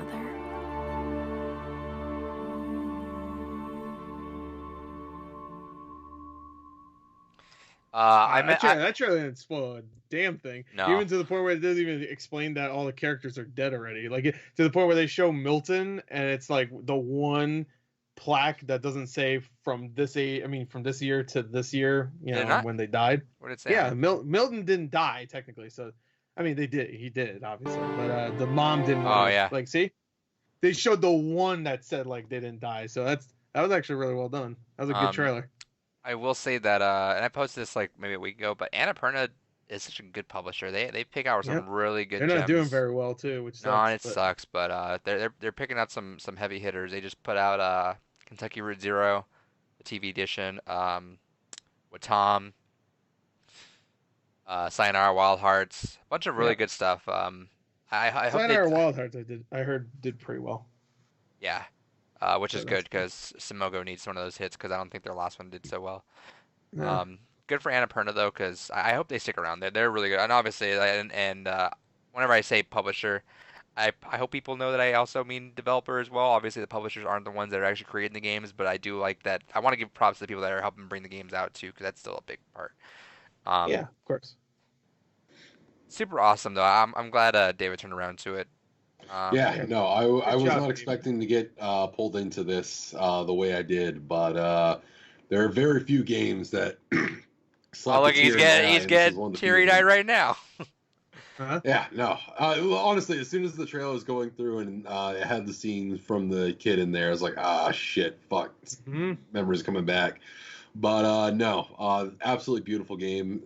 Definitely, like I said, they knew what they were doing. They were very concise with the stories, and definitely the weaker stories were in the beginning.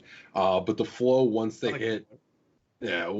hit Walter and Up, everything was just back to back. Which and I feel like it's smart intentionally to keep a weak story at the front. You don't want to heavy hit someone right away. If they had something like one of the but what I think they did a great job is the easing us into this more like whimsical fantasy stuff too. Because when you're like eating all this stuff, you're like, this is a little weird. And then she opens the window and immediately you think, oh, this is how she dies. She falls out a window, which okay, but she doesn't. Obviously, she turns into a cat, and you're like, she was just like, I turned into a cat. I'm like, what? I think that's not like that. Obviously, it's not intentional to write a weak story, but I feel like it's smart to put a less critical story at the front. Yeah. Because you don't. If you started off with something like Walter at the beginning, you're not gonna fucking want to deal with it right away. That's Lewis in the beginning. That'd be God, too much. yeah, you need to build it up too, because you getting to even small amounts of knowing some of these characters, like that are really pertinent. Because not that Molly is not pertinent, but she was like Edith never met Molly ever, so she's not really pertinent in her lifetime. But like Lewis, of course, was her brother. So was Milton. Was her brother, so like putting those two at the end along with her mother and her obviously, it just made the most sense. That's her they're still her family, Molly and all of them. Yeah, but this is like the family. Those are the ones that had the most impact in her direct life. Yeah, exactly. So it made more sense that way, and kind of put all the ones she never met in the beginning, and build it up to like why these characters are here, I guess, really. And who the family that she never met was. Right. I thought it was pretty effective and very well done. But man, so I don't think that the only story I would say is the weakest. I like how you play it out. I think it's the weakest one is the Gus one. I like how you play it out with the kite. That's the kite one. Right. Where you highlight over the words and then whatever. I like how it plays. I feel like that's the one where it's just like. I didn't get kid gets fucking blown away. Yeah, the kid, like I don't know, and it was like maybe the most over the top when it comes visually. I think Like the other ones are over the top because you're a shark now or you're a monster now, but this one's just like, look all the shit in the screen. Look at that! Wow. It was like the one that they were trying to show like their engine more than tell a story. It was like, look at all this crazy stuff in there. I mean, it was impressive considering that game chugged. Let me just say, sometimes on Xbox One, I play on Xbox One X, and when you're not in the house, the game chugs at times. Yeah, it does. Yeah, which is. But again, this is from a team going from Unfinished Swan to this, which I always like seeing a team that just changes everything they're doing and ante up a bit. Yeah. And it really didn't bother me because that was more slow stuff anyway. That wasn't like when the kite scene happened and there's a bunch of stuff in there. It didn't chug at all. Was that earlier or later? That was where they had to really like focus on. Wait, was that earlier in the game or later? That was like middle. I would say. say. So that's a good spot for it too. I think. Maybe a little bit past the middle. Yeah, no, for a 2-hour game to complete it all, it's such a smartly well done story that even some movies can't get their story out in that time. And this game's like, hey, let's get it all done, bang bang, and you're done. And it's tragic all the way through. I think it works perfectly as interactive. I think it probably can only be interactive. But I'd still love to see a mini series of something like this. Even though I say that, I would still love to see something, not maybe of Edith Finch, but something similar, where we get to know these characters a little bit more, and then we see their demise. Because I think it's a great premise, just having a character learn about her really messed up lineage, I guess. But I like so the way you phrase that. Every single time, if anyone phrases it anywhere, it's like, hey, you learn about family. A girl learns about her fucked up family. It's always with I don't mean messed up family. Right? No, but as people. I know, but that's what I'm saying is that every time you think of that, and every time someone says it, it always like comes off as like, oh, like there's some dirty secret in this family or something. But it's like, no, it's a fucked up family. Is it like they just have like they're just cursed, like they're just demised. They're just destined to live a life where they just do not have good luck. And I like that. That's the story. It's not a fucked up family where there's some secret shit, someone's fucking heinous, like destroying everything or some dirty things doing. This is just a bad curse. Yeah. I mean, to the point where there's only one left, like at the end, and hopefully they don't reproduce. Oh yeah, just end it there. It's just like just let the if I die. was that kid at the end, I'd be just like, I'm celibate. It's done. Wait, celibate for sex, or is that for drinking? That's for sex. I don't know what that means. That's why. Pure. You should know. You're an incel. Yeah, I'm an incel. Oh, that's what the cell means. I didn't know that. Incel bit. I just thought incel was a funny word. We're gonna thunk today. All right, we're not gonna ruin this talk with this nonsense. Yeah, well, he said incel. I just said celibate.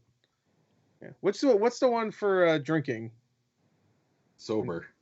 No, straight edge. Sobriety. There you go. That's it, right? Sobriety. That's what I was thinking.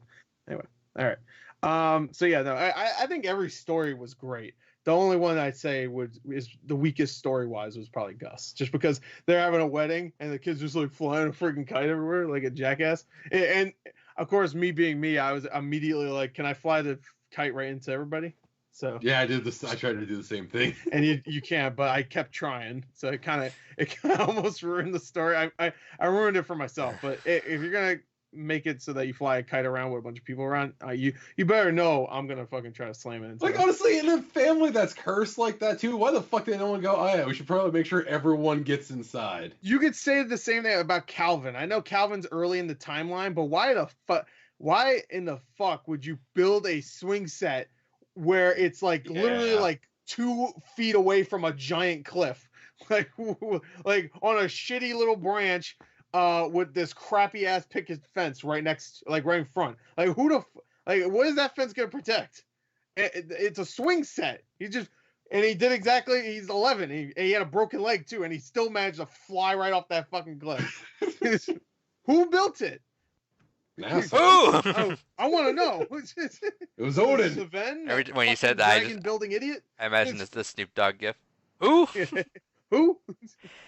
It's just like that. That was probably the dumbest one. It's just like this kid. I bet that kid was thinking that too. I was like, hey, if they're gonna be fucking stupid, I'm out. It's like, and he just flew out of there. I'm out. Peace. But yeah, all the other ones are just like little mistakes. But still, I liked it. Like even if you want to take the that logic out of me it, that much really while playing it. It's just like thinking about it, I'm just like, who the fuck like build it like in that forest area outside of the house. So it's like a bear gets you. So fuck it. It's a little less. A bear. You have more of a chance of falling off that cliff, obviously, than a bear killing you out in there.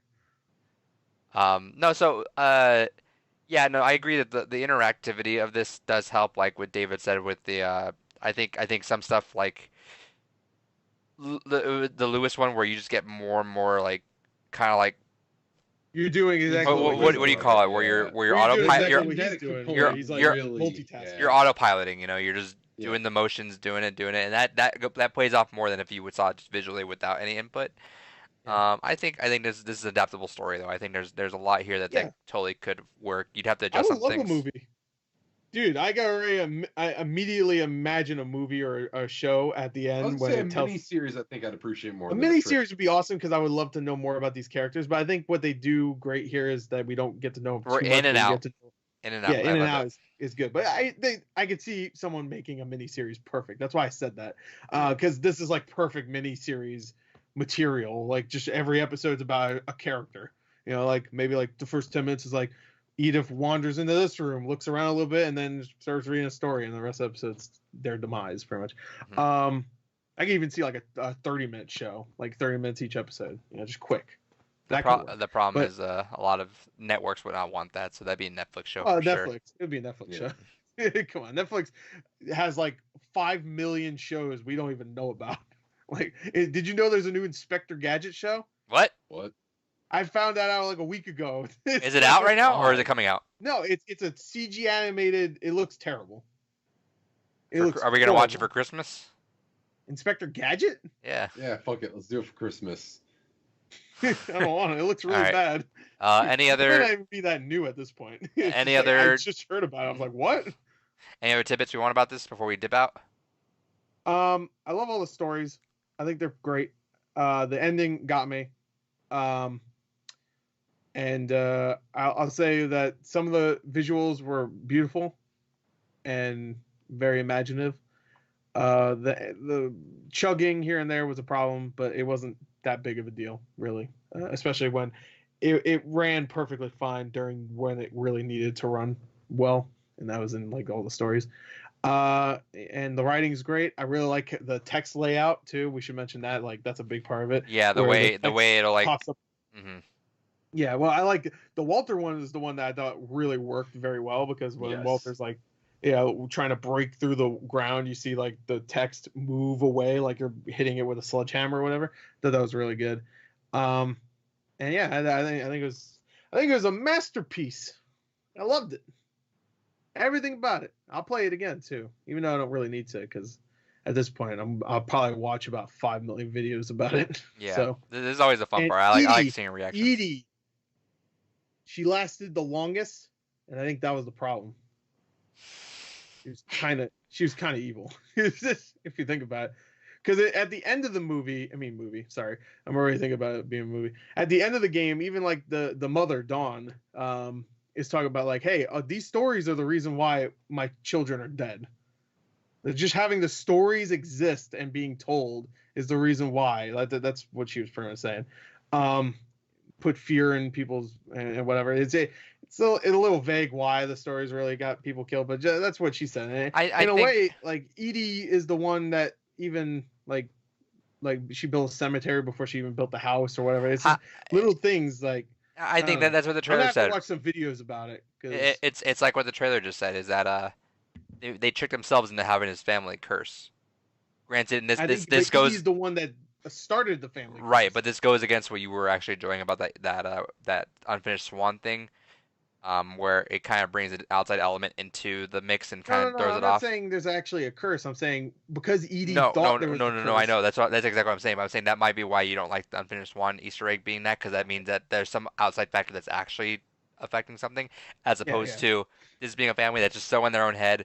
It's like, when you think you're gonna fail so much, you're, oh, I'm gonna fucking fail, I'm gonna do this, and then you end up failing because you just put it in your head so much. Exactly. That's kind of You what think it's a curse, so you're just yeah. like, oh, I'm So gonna go try anything. I'm gonna stay here, and then because you stayed in this dumbass like Pee Wee Herman looking fucking house, like something Pee Wee Herman would make, you just like you die, like you live your life, fly off a cliff. Yeah, you live your life or you just die so building a dragon slide. Yeah, you live your life so just like enveloped in this curse that you just like, oh well, that's how I'm gonna die, so fuck it. Yeah, exactly. Even like Sam, like, yeah, no, that deer's dead, honey. Let's get on this rock where if I even stumble a little bit, I'll fall to my death. It's just like, all right. And then Dawn had to watch her own father. Dawn, after losing both her brothers, had to watch her own father fall off a cliff and die. Whew. Yeah, I know. See, fucked up.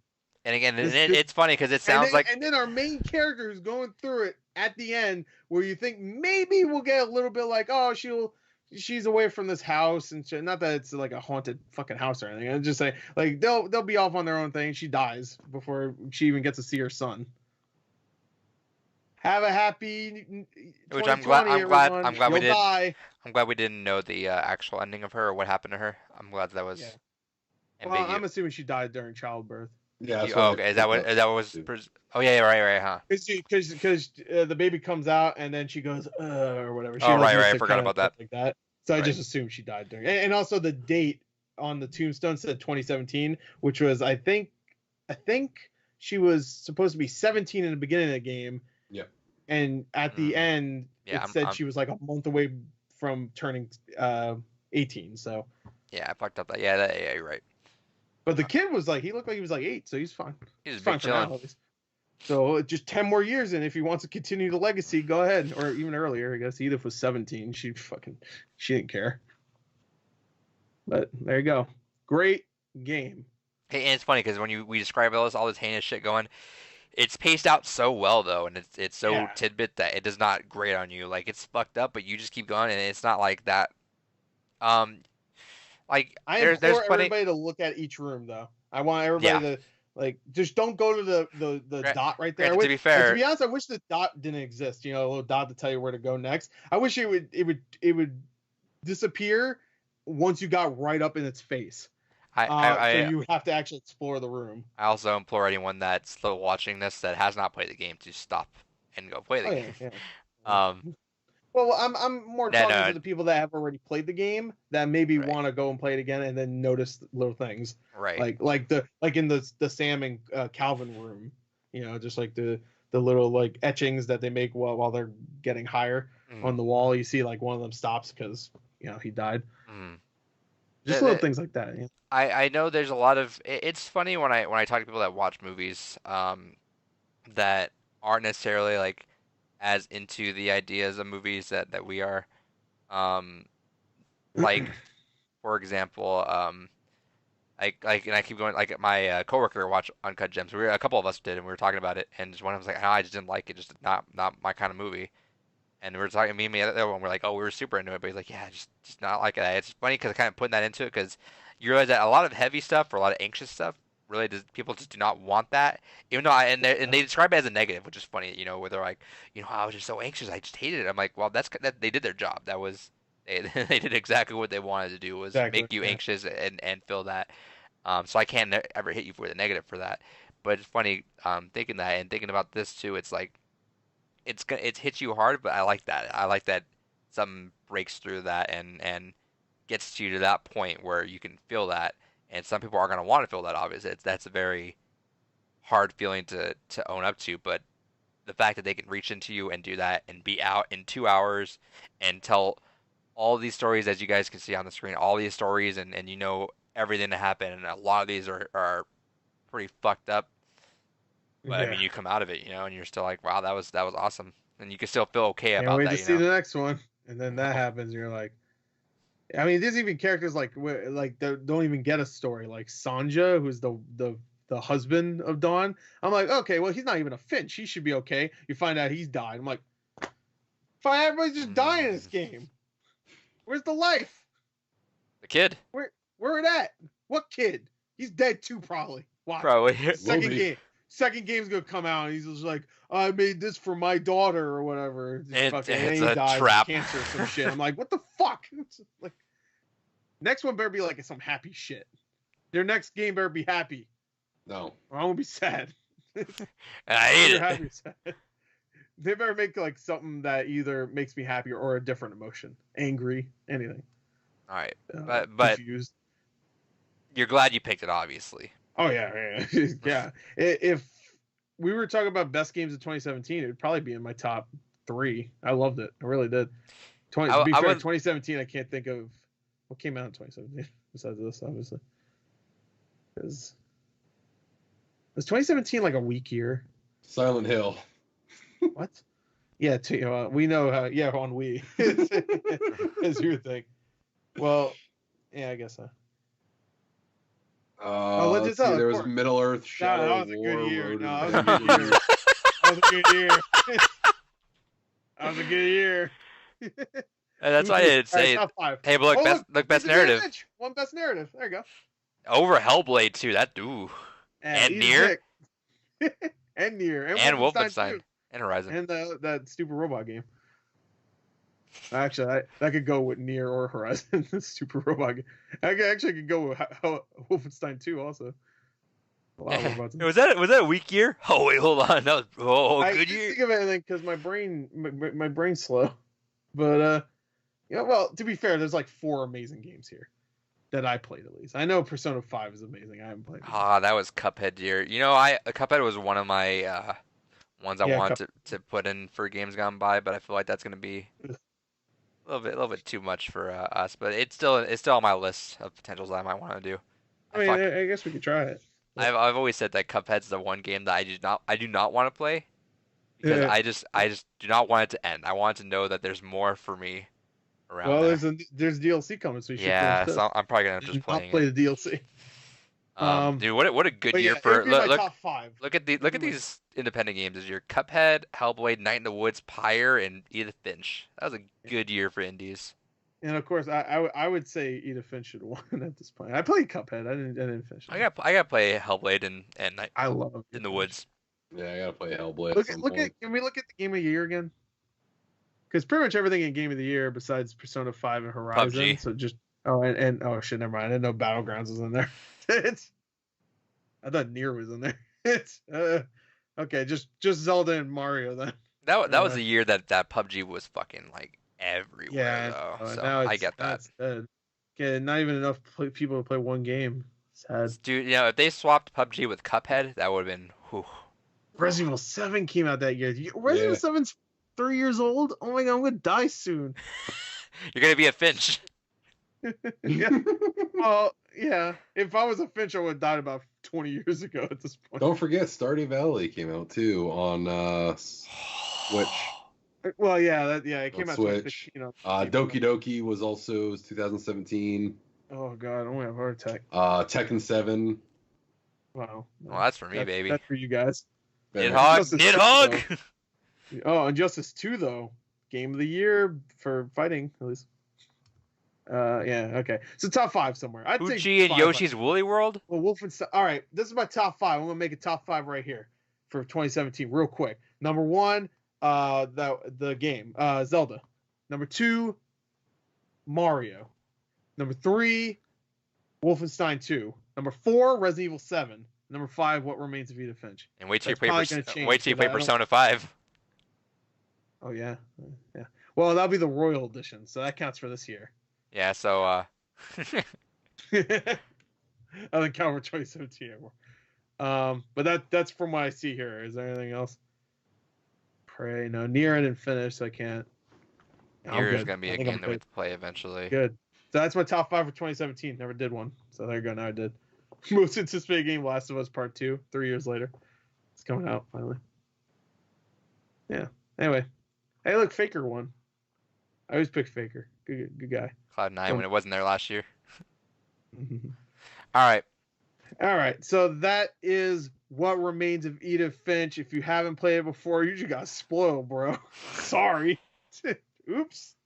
By the way, spoilers. Did we mention that? No, we didn't. I mentioned it's a book club, which is the assumption that you play these. I'll still put spoilers for this one, especially because I mean, I guess Doki Doki also, but I feel like we said spoilers before that, just in case. People should know. I think if you say book club and you're discussing the game, that's why is it people skip? Because people could skip that, like, oh, this is the intro. I'm gonna skip. This could be. This guy's doing this. I don't want to see that. I don't want to see that. I want to see them do this. Oh no, they did that. I didn't play this game yet. Why did I click this video at all? God, what a this good video year. is almost as long as the game. I'm just looking at 2017. Goddamn, that's a fucking good year. That was a good year. That was a good year. It's always, isn't it always the ones with 7 at the end of the year is always really good. 2007 was really good because it had BioShock, Halo, Orange Box, Mass Effect 1, which some people love, Uncharted 1, which some people. The beginning of a lot of great series, BioShock, Uncharted, Mass Effect. That's 3. That's pretty good. TF2. Wait, what? TF2, Portal. TF2. That's not the beginning of a series, but Portal. I guess TF2 is kind of the beginning of a series because the first game's completely different. But it can't be a series because they still have to make a fucking third one. So once again, we're gonna have Charles. Can't even say it sometimes after fucking Charles it. Barkley, everything with an engine. I know. It just after these games, it's hard to fucking know that. And now Charles Barkley, shut up and jam Gaiden. What remains of Edith Finch? Inside, God of War, Undertale. Charles Barkley, shut up and jam Gaiden. Yeah, shut up and jam. Well, this is our first mainly comedy game. I guess Undertale. Shit. All right. Well, first one in a little while. Sans Undertale's hilarious, dude. Well, What Remains of Edith Finch was pretty funny. See how that kid flew? If you like dark humor. Yeah, if you like, just like comedy. That's how messed up I am. This just looked like regular comedy. I still like how messed up we are. We're like, hey, what's a really good comedy? Oh, Killing of a Sacred Deer. Well, no. I don't care what anybody says. That's a fucking comedy. We need to make David watch. David needs to watch. David loves dark comedy. He would love. You know, David, you want to watch that movie with us? Sure. I've been wanting to watch that recently. That's It's our movies gone by. That's our St. Patrick's Day. Dude, you know what? If we watch that, if you want to watch that with Kyle too, you're gonna have a great time. Valentine's Day. I forgot that's. Adrian is not single. So I got stuff to do. Have plans. He's a good but boyfriend. If he watches that movie with his girlfriend, he will be. So no, because she before we started dating, she had a date, and the guy made her watch Hereditary, and she was like, "Why?"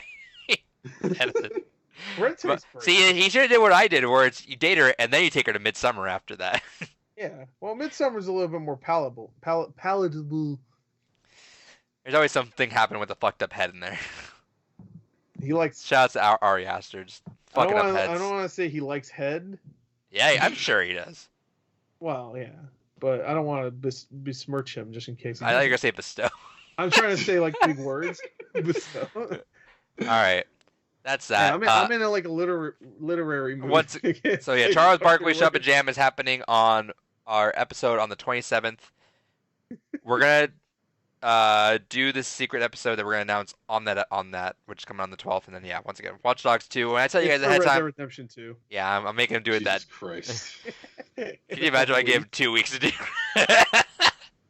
You're fucked. And yeah, so and Watch Dogs 2 again, I'm giving a big heads up because there is that game we calculated about split the difference with main and everything is about 25 hours to complete everything. So giving you proper time to finish that game. A lot of stuff to do in there. I have to start in the beginning of the month because there ain't no fucking way I'm playing it when Doom comes out. That game can blow. Why don't you start it now? My dad, because I'm not playing it. Done. Why don't you just start it now? With Doom Eternal, I fucking wish I could. All right. Well, I'm playing Final Fantasy VII now, and I have to play Jam Gaiden or whatever. All right, we're out. Barkley, shut up and jam. All right. What Remains of Edith Finch? Go play it. It's out in your theater.